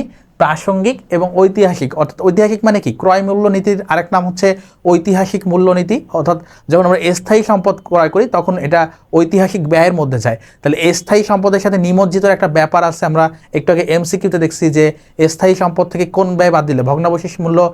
স্থায়ী সম্পদ থেকে পুঞ্জীভূত ব্যয় বাদ দিলে বই মূল্য পাওয়া যায়, এবং সেখান থেকে যদি আমরা ভগ্নাবশেষ মূল্য বাদ দিই তাহলে আমরা কি পাই? তাহলে আমরা মূলত নিমজ্জিত ব্যয় পাই। তাহলে এই নিমজ্জিত ব্যয়ের মধ্যে আমাদের প্রাসঙ্গিক ব্যয় থাকতে হবে, পাশাপাশি ঐতিহাসিক ব্যয় থাকতে হবে। অপ্রাসঙ্গিক ব্যয় আমাদের কোনো কাজে লাগে না। তাহলে 1 ও 3 হচ্ছে আমাদের অ্যান্সার। 1 ও 3 হচ্ছে অ্যান্সার। তো প্রিয় শিক্ষার্থীরা, তোমাদেরকে বলছিলাম যে এই অধ্যায়ের এমসিকিউগুলো কিভাবে সলভ করব তার পূর্ণাঙ্গ ধারণা তোমাদেরকে আজকের ক্লাসে দিয়ে দিব। তো সেইটা আশা করি দিতে পারছি, এবং এমসিকিউ এইগুলো সলভ করলে তোমাদের আর বাইরে কোনো কিছু লাগবে না। তোমরা এই এমসিকিউগুলো একটু খাতা কলমে লিখবা, নিজেরা লিখলে প্র্যাকটিসটা হবে। তো এই অধ্যায়ের আরেকটা কথা বলেছিলাম যে এই অধ্যায়টা শর্ট সিলেবাসে ছিল না। তো এই অধ্যায়ের সৃজনশীলগুলো নিয়ে তোমরা খুব দ্বিধাদ্বন্দ্বে আছো কিভাবে সলভ করতে পারো। এবং তোমাদেরকে আরও একটা কথা বলেছিলাম যে সৃজনশীলের ক্ষেত্রে যদি সহজ সৃজনশীল আমরা করে ওখান থেকে টাইম সেভ করতে পারি, তাহলে আমাদের যে ম্যান্ডেটরি ম্যাথ রয়েছে আর্থিক বিবরণীর, সেখানে একটু সময় বেশি লাগে। তো সেইগুলোর ক্ষেত্রে আমরা এই টাইমটাও ওখানে অ্যাড করতে পারবো। তো এই ট্যাকটিসটা যদি তোমরা কাজে লাগাইতে পারো, তাহলে তোমরা হিসাব বিজ্ঞানে যেমন A+ পাবা, পাশাপাশি তোমরা 90+ পাইতে পারো যদি ঠিকমতো প্র্যাকটিস করে এইভাবে যেগুলো কঠিন ম্যাথ আছে সেইগুলোর ক্ষেত্রে এই সব ছোট ছোট ম্যাথ থেকে টাইম বের করে কাজে লাগাইতে পারো। তো এই অধ্যায় ব্যয় ও ব্যয় শ্রেণীবিভাগ খুবই সহজভাবে সৃজনশীল আসতে পারে। কিভাবে আসতে পারে, ব্যয় বিবরণীর পূর্ণাঙ্গ বিষয় তোমাদেরকে টপিক আলোচনায় দেখাইছি। এখন ওই অনুযায়ী কিভাবে সলভ করা যায় এবং অন্যান্য এক্সট্রা কি তথ্য দিয়ে ম্যাথ আসতে পারে, সেই ধরনের 2টা সৃজনশীল তোমাদের জন্য রাখছি। এই 2টা করার মাধ্যমে তোমাদের এই অধ্যায়ের সৃজনশীলের পূর্ণাঙ্গ ধারণা তোমরা পাবা, পাশাপাশি প্রশ্ন ইনশাল্লাহ এই প্যাটার্নে কমন পাবা। তো তোমাদের এই ব্যয় ও ব্যয় শ্রেণীবিভাগ নিয়ে আর কোনো চিন্তা থাকবে না। স্কুল অফ এক্সেলেন্সের পক্ষ থেকে তোমাদেরকে সেভাবেই তুলে দেওয়া হবে হিসাব বিজ্ঞানে। যেহেতু গত বছর তোমরা গত বছর এইচএসসি পরীক্ষার্থীরা হিসাব বিজ্ঞানে সবচেয়ে বেশি ফেল করছে, এবং সেই জায়গা থেকে আমরা তোমাদের জন্য কাজ করছি আমাদের সর্বোচ্চটা দিয়ে, যেন তোমাদের হিসাব বিজ্ঞানের সমস্ত দায়িত্ব আমরা নিতে পারি। তোমাদের শুধু কাজ হচ্ছে ক্লাসগুলো দেখা, নোট করা, পড়া এবং পরীক্ষা দেওয়া। এছাড়াও তোমরা যদি আমাদের এটা প্রিমিয়াম কোর্স আছে, সেখানে যদি ফ্রিতে যুক্ত হতে চাও, কোনো টাকা পয়সা কোনো কিছু লাগবে না, খালি যুক্ত হয়ে টেলিগ্রামে যুক্ত হবা, সার্বক্ষণিক সাপোর্ট পাবা, এক্সামও দিতে পারবা পরীক্ষার আগে, এবং এই ক্লাসগুলো রেকর্ডও পাবা, সবগুলো সুন্দরভাবে সাজানো আছে। তো সেইখানে যুক্ত হইতে চাইলে ইনবক্স করতে পারো আমাদের, বা bdsoi.com-এ যাইতে পারো। সেখানে আমাদের ফ্রি প্রিমিয়াম কোর্স নামে যে এইচএসসির কোর্সটা আছে ব্যবসায় শিক্ষা ইউনিটের, সেখানে এখনই যুক্ত হয়ে যাও, এই কদিন পড়াশোনা করো। তো সেখানে শুধু হিসাব বিজ্ঞান না, বাংলা, ইংরেজি, আইসিটিও কিন্তু পাবা। তো আমরা সৃজনশীলে যাব। সৃজনশীলের ক্ষেত্রে দেখো কি বলতেছে। সৃজনশীল 1-এ একটা কোম্পানির হচ্ছে 2018 সালের নাভানা ফার্নিচারের হচ্ছে ব্যয় ও খরচ সমূহ দিয়েছে। তো ব্যয়গুলো এখানে দেওয়া আছে সবগুলো। আমরা কতে দেখতে পাই কি বলছে, মুখ্য ব্যয়ের পরিমাণ নির্ণয় করো। কতে কি বলছে, মুখ্য ব্যয় নির্ণয় করো। মুখ্য ব্যয়ের যে ব্যয় বিবরণী ছকের প্রথম অংশই দেখিয়েছিলাম মুখ্য ব্যয়। আমরা যদি আরেকবার একটু যাই, তোমরা একটু দেখো, এই যে ব্যয় বিবরণীর ক্ষেত্রে প্রথম যে জায়গাটা ছিল সেটাই ছিল কিন্তু মুখ্য ব্যয়। তাহলে মুখ্য ব্যয় কি, ব্যবহৃত কাঁচামাল যোগ কি প্রত্যক্ষ শ্রম। এই যে মুখ্য ব্যয়টা হচ্ছে এখানে ব্যবহৃত কাঁচামাল যোগ কি প্রত্যক্ষ শ্রম যোগ হচ্ছে অন্যান্য প্রত্যক্ষ খরচ। তাহলে ব্যবহৃত কাঁচামাল সবসময় নাও থাকতে পারে, শুধু প্রত্যক্ষ কাঁচামাল থাকতে পারে। প্রত্যক্ষ শ্রম এবং অন্যান্য প্রত্যক্ষ খরচ আমরা যোগ করলে কি পাই, মুখ্য ব্যয় পাই। সেইটাই আমাদেরকে বের করতে বলছে। তাহলে আমরা কি কাজ করব, আমাদের করতে হবে হচ্ছে আমাদের ব্যবহৃত কাঁচামালের ব্যয় যোগ করতে হবে, প্রত্যক্ষ শ্রম এবং প্রত্যক্ষ মজুরি যোগ করতে হবে। তাহলে এখানে দেখো প্রত্যক্ষ শ্রম আছে, ব্যবহৃত কাঁচামাল দেওয়া আছে তোমার প্রারম্ভিক, আর সমাপনীটা যোগ বিয়োগ করার প্রয়োজন নেই। এবং দেখো আর কি আছে, আর কোনো প্রত্যক্ষ খরচ আছে কিনা। দেখো আর কোনো প্রত্যক্ষ খরচ আছে না কিনা। দেখো পরোক্ষ শ্রম, শোরুমের ভাড়া, কারখানা ব্যবস্থাপকের বেতন, বিজ্ঞাপন, বিক্রয়, পরোক্ষ মাল। আচ্ছা, তাহলে এখানে দেখতে পাচ্ছি 2টা খরচ আছে আমাদের হচ্ছে প্রত্যক্ষ খরচ। তাহলে এই 2টাই আমরা যোগ করব। তাহলে এই 2টাই কি করব, আমরা যোগ করব। আর কোনো প্রত্যক্ষ খরচ আমরা দেখতে পাচ্ছি না। তাহলে মুখ্য ব্যয়ের সংজ্ঞা বা মুখ্য ব্যয়ের সূত্রটাই হচ্ছে যতগুলো প্রত্যক্ষ খরচ আছে সেগুলো যোগ করে দেওয়া। তাহলে প্রত্যক্ষ শ্রম আর প্রত্যক্ষ কাঁচামাল এই 2টা আমরা যোগ করব। তাহলে প্রত্যক্ষ শ্রম কত, প্রত্যক্ষ শ্রম কত, দেখো 80,000 টাকা। প্রত্যক্ষ শ্রম আছে 80,000 টাকা যোগ কি করব, ব্যবহৃত কাঁচামাল। তোমরা ব্যবহৃত কাঁচামালটা প্রথমেও দিতে পারতা, ব্যবহৃত কাঁচামাল 1,30,000 টাকা, 1,30,000। তাহলে সর্বমোট 2,10,000 টাকা হচ্ছে আমাদের মুখ্য ব্যয়। মুখ্য ব্যয়ের পরিমাণ কত, 2,10,000। মুখ্য ব্যয় কত, মুখ্য ব্যয় হচ্ছে আমাদের 2,10,000 টাকা। তো আশা করি বুঝতে পারছো। তো এইটাই আমাদের কয়ের রিকোয়ারমেন্ট। আমরা খতে যাব। কয়ের রিকোয়ারমেন্ট আমাদের শেষ। খুব সহজ প্রশ্ন আসে এখান থেকে খুব সহজ সহজ প্রশ্ন আসে ব্যয় ও ব্যয়ের শ্রেণীবিভাগ থেকে। তাহলে কারখানা উপরিব্যয়ের পরিমাণ নির্ণয় করো এবং মোট ব্যয়ের পরিমাণ নির্ণয় করো। কারখানা উপরিব্যয়ের মধ্যে কি যায়, সকল প্রকার পরোক্ষ খরচ দেয়। তাহলে পরোক্ষ খরচ এখানে দেখো পরোক্ষ শ্রম আছে, কারখানা উপযোগ খরচ আছে, দুইটা পাইলাম। আর কোনো কিছু আছে কিনা দেখো, কারখানা ব্যবস্থাপকের বেতন আছে এবং হচ্ছে পরোক্ষ মাল আছে। তাহলে এই চারটা হচ্ছে আমাদের পরোক্ষ খরচ। তাহলে কারখানা উপরিব্যয়ের মধ্যে সকল প্রকার পরোক্ষ খরচ যাবে। তাহলে আমরা লিখবো পরোক্ষ শ্রম 20,000 টাকা। কি লিখবো? পরোক্ষ শ্রম 20,000, পরোক্ষ শ্রম 20,000, পরোক্ষ শ্রম হচ্ছে আমাদের 20,000। ওকে, তারপরে দেখো পরোক্ষ শ্রম 20,000, কারখানা উপযোগ খরচ 12,000। কারখানা উপযোগ খরচ কত? 12,000। কারখানা উপযোগ খরচ 12,000, কারখানা উপযোগ খরচ 12,000। ওকে, এরপরে কারখানা উপযোগ খরচের পরে দেখো বলছে যে কারখানা ব্যবস্থাপকের বেতন, এইটাও একটা পরোক্ষ খরচ এবং কারখানা উপরিব্যয়। তাহলে এটার পরিমাণ দেখো কত আছে, এটার পরিমাণ আছে 20,000, এটাও আমরা নিব 20,000। কারখানা ব্যবস্থাপকের বেতন, কারখানা ব্যবস্থাপকের বেতন কত টাকা? 20,000 টাকা, 20,000 টাকা। ওকে, আর কি ছিল আমাদের পরোক্ষ ব্যয়? আর একটা ছিল হচ্ছে পরোক্ষ মাল, সেটা হচ্ছে 80,000 টাকা। সেটা কত? 80,000 টাকা। তাহলে পরোক্ষ মাল, পরোক্ষ কাঁচামাল আর কি, পরোক্ষ মাল বা কাঁচামাল সেটা হচ্ছে 80,000 টাকা। কত টাকা? 80,000 টাকা। তাহলে এই চারটা আইটেম যদি আমরা যোগ করি তাহলে দেখো 1,32,000 টাকা আসতেছে। কত আসতেছে?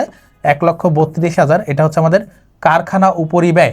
এটা হচ্ছে আমাদের কি? কারখানা উপরিব্যয়, কারখানা উপরিব্যয়, কারখানা উপরিব্যয়, উপরিব্যয়। এখন দেখো আমাদেরকে আরো একটা জিনিস বের করতে বলছে, সেটা হচ্ছে মোট পণ্য ব্যয়ের পরিমাণ নির্ণয় করো। তাহলে মোট পণ্য ব্যয়ের একটা সূত্র আছে। মোট পণ্য ব্যয়ের ফর্মুলা হচ্ছে আমাদের মুখ্য ব্যয় যোগ হচ্ছে কি? কারখানা উপরিব্যয়, কারখানা উপরিব্যয়। ওকে, তাহলে আমরা কারখানা উপরিব্যয় কিন্তু বের করে ফেলছি, কতে মুখ্য ব্যয়ও বের করছি। তাহলে আমরা ক হতে যদি মুখ্য ব্যয়টা নিয়ে যোগ করে দিই, কয় দেখো মুখ্য ব্যয় ছিল আমাদের কত টাকা? 2,10,000 টাকা। এটা যদি আমরা এখানে যোগ করে দিই, যোগ মুখ্য ব্যয় ক হতে প্রাপ্ত, তাহলে আমরা কি পাচ্ছি? 2,10,000 যোগ করি, 2,10,000 যোগ করে দিই, তাহলে আমরা কি পাবো? তাহলে আমরা পণ্য ব্যয় পেয়ে যাব। তাহলে মোট প্রত্যক্ষ খরচগুলোর যোগফল আর পরোক্ষ খরচগুলোর যোগফলই হচ্ছে মূলত আমাদের কি ব্যয়? আমাদের পণ্য ব্যয়। তাহলে পণ্য ব্যয়টা কত আসতেছে দেখো, এই দুইটা উপাদান যদি আমরা যোগ করে দিই, পণ্য ব্যয় ইকুয়াল টু কত আসে দেখো, পণ্য ব্যয় ইকুয়াল টু কত আসে? 2, 4, 3। তাহলে 3,42,000 টাকা হচ্ছে আমাদের পণ্য ব্যয়। 3,42,000 টাকা কি আমাদের পণ্য ব্যয়। তাহলে আমাদের পণ্য ব্যয় বের করতে বলেছিল, কারখানা উপরিব্যয় বের করতে বলেছিল। আমরা দুইটাই কিন্তু দেখিয়ে দিলাম খতে। আমরা গতে যাব। গয়ের রিকোয়ারমেন্টে আমাদের কি বলছে? মোট কালীন ব্যয়ের পরিমাণ নির্ণয় করো এবং পণ্য ব্যয়ের উপর কালীন ব্যয়ের শতকরা হার বের করো। তাহলে পণ্য ব্যয়ের উপর কালীন ব্যয়ের যদি শতকরা হার বের করতে চাই, তাহলে আগে আমাদেরকে কালীন ব্যয় বের করতে হবে। কালীন ব্যয় কোনগুলো? কালীন ব্যয়ের ইংরেজি হচ্ছে পিরিয়ডিক কস্ট, যেগুলো সাধারণত স্থায়ী প্রকৃতির খরচ, যেগুলো আমাদের এককের ওঠানামার সাথে সাথে কি করে না, ওঠানামা করে না বা পরিবর্তন হয় না, সেইটাকেই মূলত আমরা বলছি কালীন ব্যয়। তাহলে কালীন ব্যয় দেখো এখানে কি কি আছে, আমরা যেগুলো প্রত্যক্ষ নিয়ে নিয়েছি, পরোক্ষ নিয়ে নিয়েছি, সেইগুলো বাদেই যেগুলো স্থায়ী প্রকৃতির আছে সেগুলোই মূলত কালীন ব্যয়। সেগুলোই মূলত কি? কালীন ব্যয়। দেখো শোরুমের ভাড়া পরিবর্তন করা যায় না, তাহলে এটা একটা কালান্তিক বা পিরিয়ডিক ব্যয়। ট্রাকের অবচয় যদি সরলরৈখিক পদ্ধতিতে করা হয় তাহলে এটার প্রত্যেক বছর হার কি থাকে? সমান থাকে। বিজ্ঞাপন ব্যয় একটা নির্দিষ্ট হারে দিতে হয় বা স্থায়ী থাকে। বিক্রয় অফিসের বেতন, তাহলে অফিসের বেতন ওঠানামা করে না, সাধারণত একটা নির্দিষ্ট সময় পর্যন্ত কি থাকে? স্থায়ী থাকে। তাহলে কালীন ব্যয় পেলাম এই চারটা। তাহলে আমরা লিখবো শোরুমের ভাড়া। কালীন ব্যয়ের মধ্যে কি কি লিখবো দেখো, কালীন ব্যয়ের মধ্যে লিখবো শোরুমের ভাড়া। কি লিখবো? শোরুমের ভাড়া কত? শোরুমের ভাড়া দেখো কত? শোরুমের ভাড়া আছে 8,000 টাকা। কত আছে? 8,000। শোরুমের ভাড়া আছে 8,000। ওকে, এরপরেরটায় যাব।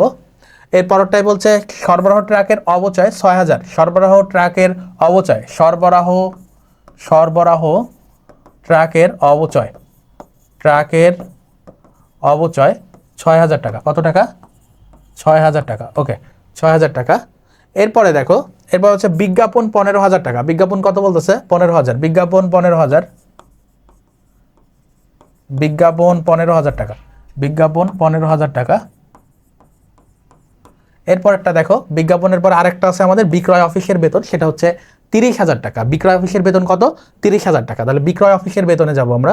বিক্রয় অফিসের বেতন, বিক্রয় অফিসের বেতন, বিক্রয় অফিসের বেতন কত টাকা? 30,000 টাকা, 30,000, তাহলে এই সব কয়টা যোগ করলে আমরা পাই হচ্ছে আমাদের কালীন ব্যয়। এটা এই সব কয়টা যোগ করলে আমরা কি পাই? কালীন ব্যয়। এই সবগুলো যোগ করো, 30 আর 15 45 আর 6 51 আর 8 59,000 টাকা। 59,000 টাকা হচ্ছে আমাদের কালীন ব্যয়। 59,000 টাকা কি আমাদের কালীন ব্যয়, কালীন ব্যয়। ওকে, তাহলে 59,000 টাকা হচ্ছে আমাদের কালীন ব্যয়। এখন বলছে প্রশ্নে আরেকটা বলছে, সেটা হচ্ছে কালীন ব্যয়ের উপর, কালীন ব্যয়ের পরিমাণ নির্ণয় করে এবং পণ্য ব্যয়ের উপর, দেখো পণ্য ব্যয়ের উপর কালীন ব্যয়ের শতকরা হার। তাহলে পণ্য ব্যয়ের উপর, তাহলে পণ্য ব্যয়টা তোমাদেরকে নিচে দিতে হবে, কালীন ব্যয়টা দিতে হবে উপরে এবং 100 দিয়ে গুণ করতে হবে শতকরা হার। তাহলে পণ্য ব্যয়টা আমরা নিচে দিব, কালীন ব্যয়টা উপরে দিব। তাহলে পণ্য ব্যয়ের উপর বলছে, পণ্য ব্যয়ের কি বলছে? উপর বলছে। তাহলে পণ্য ব্যয়ের উপর কালীন ব্যয়ের শতকরা হার, পণ্য ব্যয়ের উপর কালীন ব্যয়ের শতকরা হার। তাহলে আমরা পণ্য ব্যয়টা নিচে দিই, পণ্য ব্যয়, পণ্য ব্যয়ের উপর কালীন ব্যয় শতকরা হার, কালীন ব্যয় গুণ 100। এটা হচ্ছে আমাদের ফর্মুলা। কিসের ফর্মুলা? পণ্য ব্যয়ের উপর কালীন ব্যয় শতকরা হার বের করার ফর্মুলা। পণ্য ব্যয়ের উপর, ব্যয়ের উপর কালীন ব্যয়ের শতকরা হার নির্ণয়ের সূত্র, কালীন ব্যয়ের শতকরা হার, শতকরা হার, শতকরা হার নির্ণয়ের সূত্র। ওকে, হার নির্ণয়ের সূত্র হচ্ছে এটা। তাহলে আমরা ইকুয়াল টু দিলাম, ইকুয়াল টু দিয়ে দেখো কীভাবে বের করতে পারি। আমাদের কালীন ব্যয় কত হয়েছে? কালীন ব্যয় হচ্ছে 59,000 টাকা। কত টাকা? 59,000 টাকা। এবং পণ্য ব্যয় আমরা খ হতে আনছি, পণ্য ব্যয় কত ছিল আমাদের? পণ্য ব্যয় আমরা যদি খতে একটু দেখি, খতে দেখো পণ্য ব্যয় ছিল আমাদের কত? 3,42,000 টাকা। তাহলে 3,42,000 আমরা নিচে দিয়ে ডিভাইড করব, 3,42,000, 3,42,000 এবং ফর্মুলা যে 100 আছে সেইটা দিয়ে মাল্টিপ্লাই করব, তাহলে আমরা হারটা পেয়ে যাব। তাহলে 59,000 divided by 3,42,000, 59,000 divided by 59,000 divided by কত? 3,42,000 মাল্টিপ্লাইড বাই 100, মাল্টিপ্লাইড বাই 100, তাহলে 17.25 কি পার্সেন্ট। এটা হচ্ছে আমাদের কি পণ্য ব্যয়ের উপর কালীন ব্যয়ের শতকরা হার। আশা করি তোমরা বুঝতে পেরেছো। আমরা চলে যাব 2 নং সৃজনশীলে। 2 নংয়ে আরেকটা সৃজনশীল রেখেছি তোমাদের জন্য, তোমাদের বোঝার সুবিধাতে অন্যরকম কিভাবে আসতে পারে আমাদের, তো সেটা আমরা একটু দেখব। বলছে একটা বিআরবি ক্যাবলস 2021 সালের 1 জানুয়ারি একটি মেশিন 1,25,000 টাকায় ক্রয় করেছিল। 2025 সালের 31 ডিসেম্বর তারিখে উক্ত মেশিনটির বই মূল্য 50,000 টাকা এবং উহার ভগ্নাবশেষ মূল্য আছে 10,000 টাকা। কত আছে? 10,000 টাকা। 2000 কত সাল? 21 সাল। 2021 সালের জানুয়ারি মাসে তার উৎপাদন ব্যয় সংক্রান্ত তথ্য নিম্নরূপ। এখন বলছে উক্ত মেশিনের নিমজ্জিত ব্যয় নির্ণয় করো। তাহলে প্রথমে যে মেশিন সংক্রান্ত কথাবার্তা বলছে ওইখান থেকে আমাদেরকে নিমজ্জিত ব্যয় বের করতে হবে। এখন নিমজ্জিত ব্যয়ের একটা ফর্মুলা আছে, নিমজ্জিত ব্যয়ের একটা ফর্মুলা আছে, সেটা হচ্ছে যদি বই মূল্য থাকে তাহলে বই মূল্য মাইনাস ভগ্নাবশেষ মূল্য, বই মূল্য মাইনাস কি ভগ্নাবশেষ মূল্য, বই মূল্য মাইনাস ভগ্নাবশেষ মূল্য যদি আমরা করি তাহলে আমরা নিমজ্জিত ব্যয় পাই। এখন যদি কোনো প্রশ্নে নিমজ্জিত ব্যয় বের করতে বলে এবং বই মূল্য দেওয়া না থাকে, সেক্ষেত্রে আমাদেরকে বই মূল্যটা বের করে নিতে হবে। বই মূল্যটা কী করতে হবে? বের করে নিতে হবে। এই প্রশ্নে দেখো বই মূল্য দেওয়া আছে 50,000 এবং ভগ্নাবশেষ মূল্য দেওয়া আছে 10,000। তাহলে 50,000 থেকে আমরা যদি এই 10,000 বাদ দিয়ে দিই তাহলে কি পাবো? আমরা নিমজ্জিত ব্যয় পাবো। তো এইটাই আমাদের কয়ের রিকোয়ারমেন্ট, আমরা কটা করে ফেলি, নিমজ্জিত ব্যয়ের পরিমাণ নির্ণয়। তো এক্ষেত্রে আমরা কি লিখবো? নিমজ্জিত ব্যয়ের পরিমাণ নির্ণয় ইকুয়াল টু কি? আমাদের বই মূল্য মাইনাস, বই মূল্য মাইনাস ভগ্নাবশেষ মূল্য, ভগ্নাবশেষ মূল্য। তাহলে বই মূল্যটা কত? 50,000। বই মূল্যটা আমাদের 50,000 দেওয়াই আছে প্রথম লাইনের তথ্যে, 10,000 দেওয়া আছে ভগ্নাবশেষ মূল্য। তাহলে আমাদের 40,000 টাকা হচ্ছে আমাদের অ্যান্সার। তাহলে নিমজ্জিত ব্যয়ের পরিমাণ কত? 40,000 টাকা। নিমজ্জিত ব্যয়ের পরিমাণ কত? 40,000 টাকা। ওকে, তো আমাদের নিমজ্জিত ব্যয় বা ক নাম্বারের রিকোয়ারমেন্ট আমরা এটা থেকে এটা বাদ দিয়ে বের করে ফেললাম। খতে বলছে প্রত্যক্ষ ব্যয়ের পরিমাণ নির্ণয় করো। প্রত্যক্ষ ব্যয়, তাহলে প্রত্যক্ষ ব্যয় কোনগুলো? যেগুলো হচ্ছে আমাদের মুখ্য ব্যয়ের মধ্যে যায়, প্রত্যক্ষ কাঁচামাল, প্রত্যক্ষ মজুরি, প্রত্যক্ষ শ্রম এবং কারখানার যে উপরিব্যয় আছে এইগুলো, কারখানা সংক্রান্ত যে ব্যয় আছে এগুলোকে আমরা প্রত্যক্ষ ব্যয় বলতে পারি। দেখো এটা হচ্ছে একটা ক্যাবলস, এটা ক্যাবলস কোম্পানি। তাহলে ক্যাবলস সংক্রান্ত, ক্যাবলস তৈরি সংক্রান্ত যে কোনো ব্যয় সেটা হচ্ছে ক্যাবলসের কি কাঁচামাল, সেগুলো হচ্ছে কাঁচামালের মধ্যে যাবে। তাহলে এখানে দেখো বলছে কাঁচামালের মধ্যে যাবে বা প্রত্যক্ষ খরচের মধ্যে যাবে। এখানে কাঁচামাল ব্যয় দেওয়া আছে, কাঁচামাল ব্যয় দেওয়া আছে দেখো 65,000। মজুরি, মজুরির কথা কিছু বলা নাই, তাহলে এটা হচ্ছে প্রত্যক্ষ, এটা কি প্রত্যক্ষ খরচ। এবার দেখো কারখানা উপরিব্যয়, উপরিব্যয় হচ্ছে পরোক্ষ খরচ, উপরিব্যয় কি পরোক্ষ খরচ। ওকে, এবার দেখো অফিস উপরিব্যয়, অফিস উপরিব্যয় আমাদের কিসের মধ্যে যাবে না? প্রত্যক্ষের মধ্যে যাবে না। বিক্রয় উপরিব্যয় এগুলো আমাদের কিসের মধ্যে যাবে না? এগুলো সবই পরোক্ষ, এই দুইটাও পরোক্ষ। ক্যাবলস তৈরির সাজ, যেহেতু ক্যাবলস কোম্পানি এবং ক্যাবলস তৈরির সাজ লাগবে আমাদের, তাহলে এইটা হচ্ছে প্রত্যক্ষ, এটা হচ্ছে কি প্রত্যক্ষ। তাহলে প্রত্যক্ষ ব্যয় কয়টা পাইলাম? 3টা। প্রত্যক্ষ ব্যয় কয়টা পেয়েছি? 3টা পেয়েছি। তাহলে এই 3টা যোগ করলেই আমাদের প্রত্যক্ষ ব্যয়ের পরিমাণ নির্ণয় হবে, প্রত্যক্ষ ব্যয়ের পরিমাণ নির্ণয় হয়ে যাবে। তাহলে আমরা খুবই সহজ সহজ প্রশ্ন আসতেছে, দেখো প্রত্যক্ষ ব্যয় খালি তোমার কি করতে হবে? টপিক বিশ্লেষণ করে প্রত্যেকটা ব্যয়ের বিষয়গুলো ব্যয় বিবরণী থেকে বুঝতে হবে যে কোনটা কোন ব্যয়ের মধ্যে যাবে, তাহলে এই প্রশ্ন সলভ করতে খুব বেশি সময় লাগবে না। দেখো 3টা আইডেন্টিফাই করছো, যোগ করে দিবা, শেষ। তাহলে কাঁচামাল আছে 65,000, তাহলে প্রত্যক্ষ ব্যয়ের পরিমাণ নির্ণয়ের ক্ষেত্রে আমরা কাঁচামাল, মজুরি এবং হচ্ছে ক্যাবলস তৈরির সাজ ব্যয় যেটা প্রত্যক্ষ খরচ, এই 3টা আইটেম আমরা যোগ করব। তাহলে আমরা দেখো কাঁচামাল ব্যয় 65 দিয়ে আমরা শুরু করি। কাঁচামাল ব্যয় কত? 65,000 টাকা, 65,000 টাকা। ওকে, এরপরে আরো দুইটা ছিল আমাদের, একটা হচ্ছে মজুরি হচ্ছে 25,000। মজুরি কত? 25,000। মজুরি হচ্ছে 25,000। ওকে, আরেকটা আছে, দেখো আরেকটা আইটেম আছে, সেটা হচ্ছে ক্যাবলস তৈরির সাজ, সেটা হচ্ছে 12,500। ক্যাবলস তৈরির সাজ সেটা হচ্ছে 12,500। ক্যাবলস তৈরির সাজ সেটা হচ্ছে 12,500। সেটা হচ্ছে কত? 12,500। তাহলে 65 আর 25 হচ্ছে 90 এবং 12,500 কত? 1,02,500 হচ্ছে আমাদের, 1,02,500 হচ্ছে আমাদের মোট প্রত্যক্ষ ব্যয়। 1,02,500 কি আমাদের মোট প্রত্যক্ষ ব্যয়ের পরিমাণ, মোট প্রত্যক্ষ ব্যয়ের পরিমাণ। ওকে, তাহলে অ্যান্সার হচ্ছে 1,02,500। এরপরে গয়ের রিকোয়ারমেন্টে আমরা যদি যাই, গতে বলছে কোম্পানি সরলরৈখিক পদ্ধতিতে 10% হারে অবচয় ধার্য করে, 10% হারে অবচয় ধার্য করে থাকে। 4 বছর পরে মেশিনটির ভগ্নাবশেষ মূল্য হবে 10,000 টাকা। 4 বছর পরে মেশিনটির নিমজ্জিত ব্যয় নির্ণয় করো। তাহলে নিমজ্জিত ব্যয়ের একটা সূত্র কিন্তু আমরা লিখছিলাম, বই মূল্য মাইনাস ভগ্নাবশেষ মূল্য। এখন গতে বলতেছে যে এই যে মেশিনটা আমরা কিনছি 1,25,000 টাকায়, এই মেশিনটা দিয়ে আমরা নিমজ্জিত ব্যয় আবারও বের করতে বলছে, কিন্তু এখানে বলতেছে যে আমাদের ভগ্নাবশেষ মূল্য দেওয়া আছে, কিন্তু বই মূল্যটা দেওয়া নাই। বই মূল্যটা তোমাকে বের করতে হবে। বই মূল্য বের করতে গেলে তোমাকে অবচয় লাগবে। বই মূল্যের সূত্র হচ্ছে ক্রয় মূল্য মাইনাস পুঞ্জীভূত অবচয়। বই মূল্যের সূত্র কি? ক্রয় মূল্য মাইনাস পুঞ্জীভূত অবচয়। বই মূল্যের ফর্মুলা কি? ক্রয় মূল্য মাইনাস পুঞ্জীভূত অবচয়। ক্রয় মূল্য মাইনাস পুঞ্জীভূত অবচয়। তাহলে ক্রয় মূল্য মাইনাস পুঞ্জীভূত অবচয়, তাহলে আমরা আগে অবচয় বের করি, তারপরে পুঞ্জীভূত অবচয়, তারপরে ক্রয় মূল্য মাইনাস পুঞ্জীভূত অবচয় দিয়ে আমরা বই মূল্য বের করব। তাহলে আমাদের নিমজ্জিত ব্যয় বের করতে গেলে আমাদের কি লাগবে? বলছে 4 বছর পর নিমজ্জিত ব্যয় নির্ণয়। তাহলে নিমজ্জিত ব্যয়ের সূত্র হচ্ছে আমাদের বই মূল্য মাইনাস কি? বই মূল্য মাইনাস আমাদের ভগ্নাবশেষ মূল্য। তাহলে বই মূল্যটাই তো আমরা জানি না, তাহলে আমরা এখানে বই মূল্য আগে বের করি। বই মূল্য বের করতে গেলে আমাদের লাগবে অবচয়। বই মূল্য বের করতে গেলে আমাদের কি লাগবে? অবচয় লাগবে। তাহলে আমরা একটু অবচয়গুলো ক্যালকুলেশন করি। দেখো আমরা যদি নিচের দিকে ধরো, এখান থেকে আমরা ম্যাথ শুরু করবো, এখানে আমরা নিচে একটু রাফ করতেছি, বা হচ্ছে আমাদের যে টিকাগুলো বা গণনা কার্য আছে ওইটা দেখাতে হবে কিন্তু। তাহলে আমরা অবচয় বের করি আগে। দেখো অবচয় ইকুয়াল টু কি? ক্রয় মূল্য মাইনাস, আচ্ছা ক্রয় মূল্য লাগবে না এখানে, ক্রয় মূল্য মাইনাস ভগ্নাবশেষ মূল্য লাগবে না। এর কারণ হচ্ছে আমাদের হার দেওয়া আছে। অবচয় যদি হার দেওয়া থাকে তাহলে আমরা ক্রয় মূল্য থেকে ভগ্নাবশেষ মূল্য বাদ দিয়ে সরাসরি হার দিয়ে গুণ করতে পারি, সেক্ষেত্রে আমাদের কি লাগে না? আয়ুষ্কাল লাগে না। তাহলে ক্রয় মূল্য কত? 1,25,000, সেখান থেকে আমরা ভগ্নাবশেষ মূল্য বাদ দিব এবং হচ্ছে 10% দিয়ে গুণ দিব। তাহলে ক্রয় মূল্য 1,25,000। ক্রয় মূল্য কত? অবচয়ের ক্ষেত্রে ক্রয় মূল্য হচ্ছে 1,25,000। 1,25,000 মাইনাস আমাদের ভগ্নাবশেষ মূল্য দেওয়া আছে 10,000 গতে, এবং হার দেওয়া আছে 10%। এখন এটা তোমরা ক্যালকুলেটারে করো, 1,25,000 থেকে 10 বাদ দিলে 1,15,000। 1,15,000-এর 10%, 1,15,000-এর 10% হচ্ছে 11,500। 11,500 টাকা হচ্ছে আমাদের বার্ষিক অবচয়।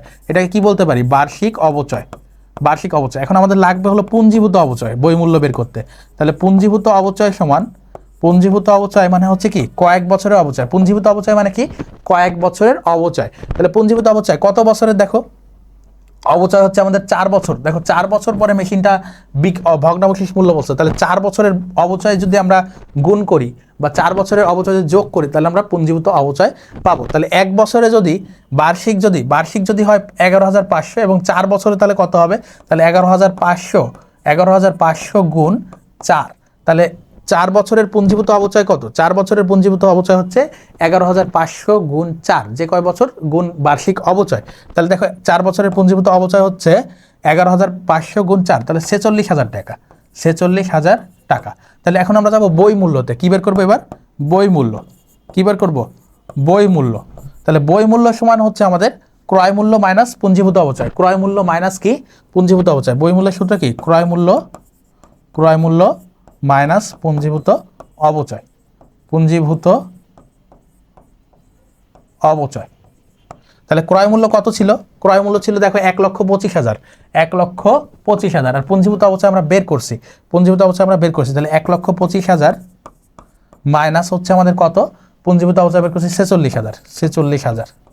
তাহলে 1,25,000 থেকে তোমরা যদি 46,000 বাদ দাও, 1,25,000 থেকে তোমরা যদি 46,000 বাদ দাও, 1,25,000 থেকে যদি তোমরা 46 বাদ দাও তাহলে কত আসে? তাহলে আসে আমাদের 79,000 টাকা। কত আসে? 1,25,000 থেকে যদি 46 বাদ দিই আমাদের 79,000 টাকা আসে বই মূল্য। এখন এই যে তিনটা ধাপ, এই তিনটা ধাপ আমরা কেন করলাম? আমাদের নিমজ্জিত ব্যয় বের করতে হবে এবং সেখানে বই মূল্য লাগবে। সেখানে আমাদের এই অংশটা লাগবে, দেখো এই বই মূল্যের অংশটা লাগবে। এই বই মূল্য বের করার জন্য আমাদের বার্ষিক অবচয় এবং পুঞ্জীভূত অবচয় বের করা।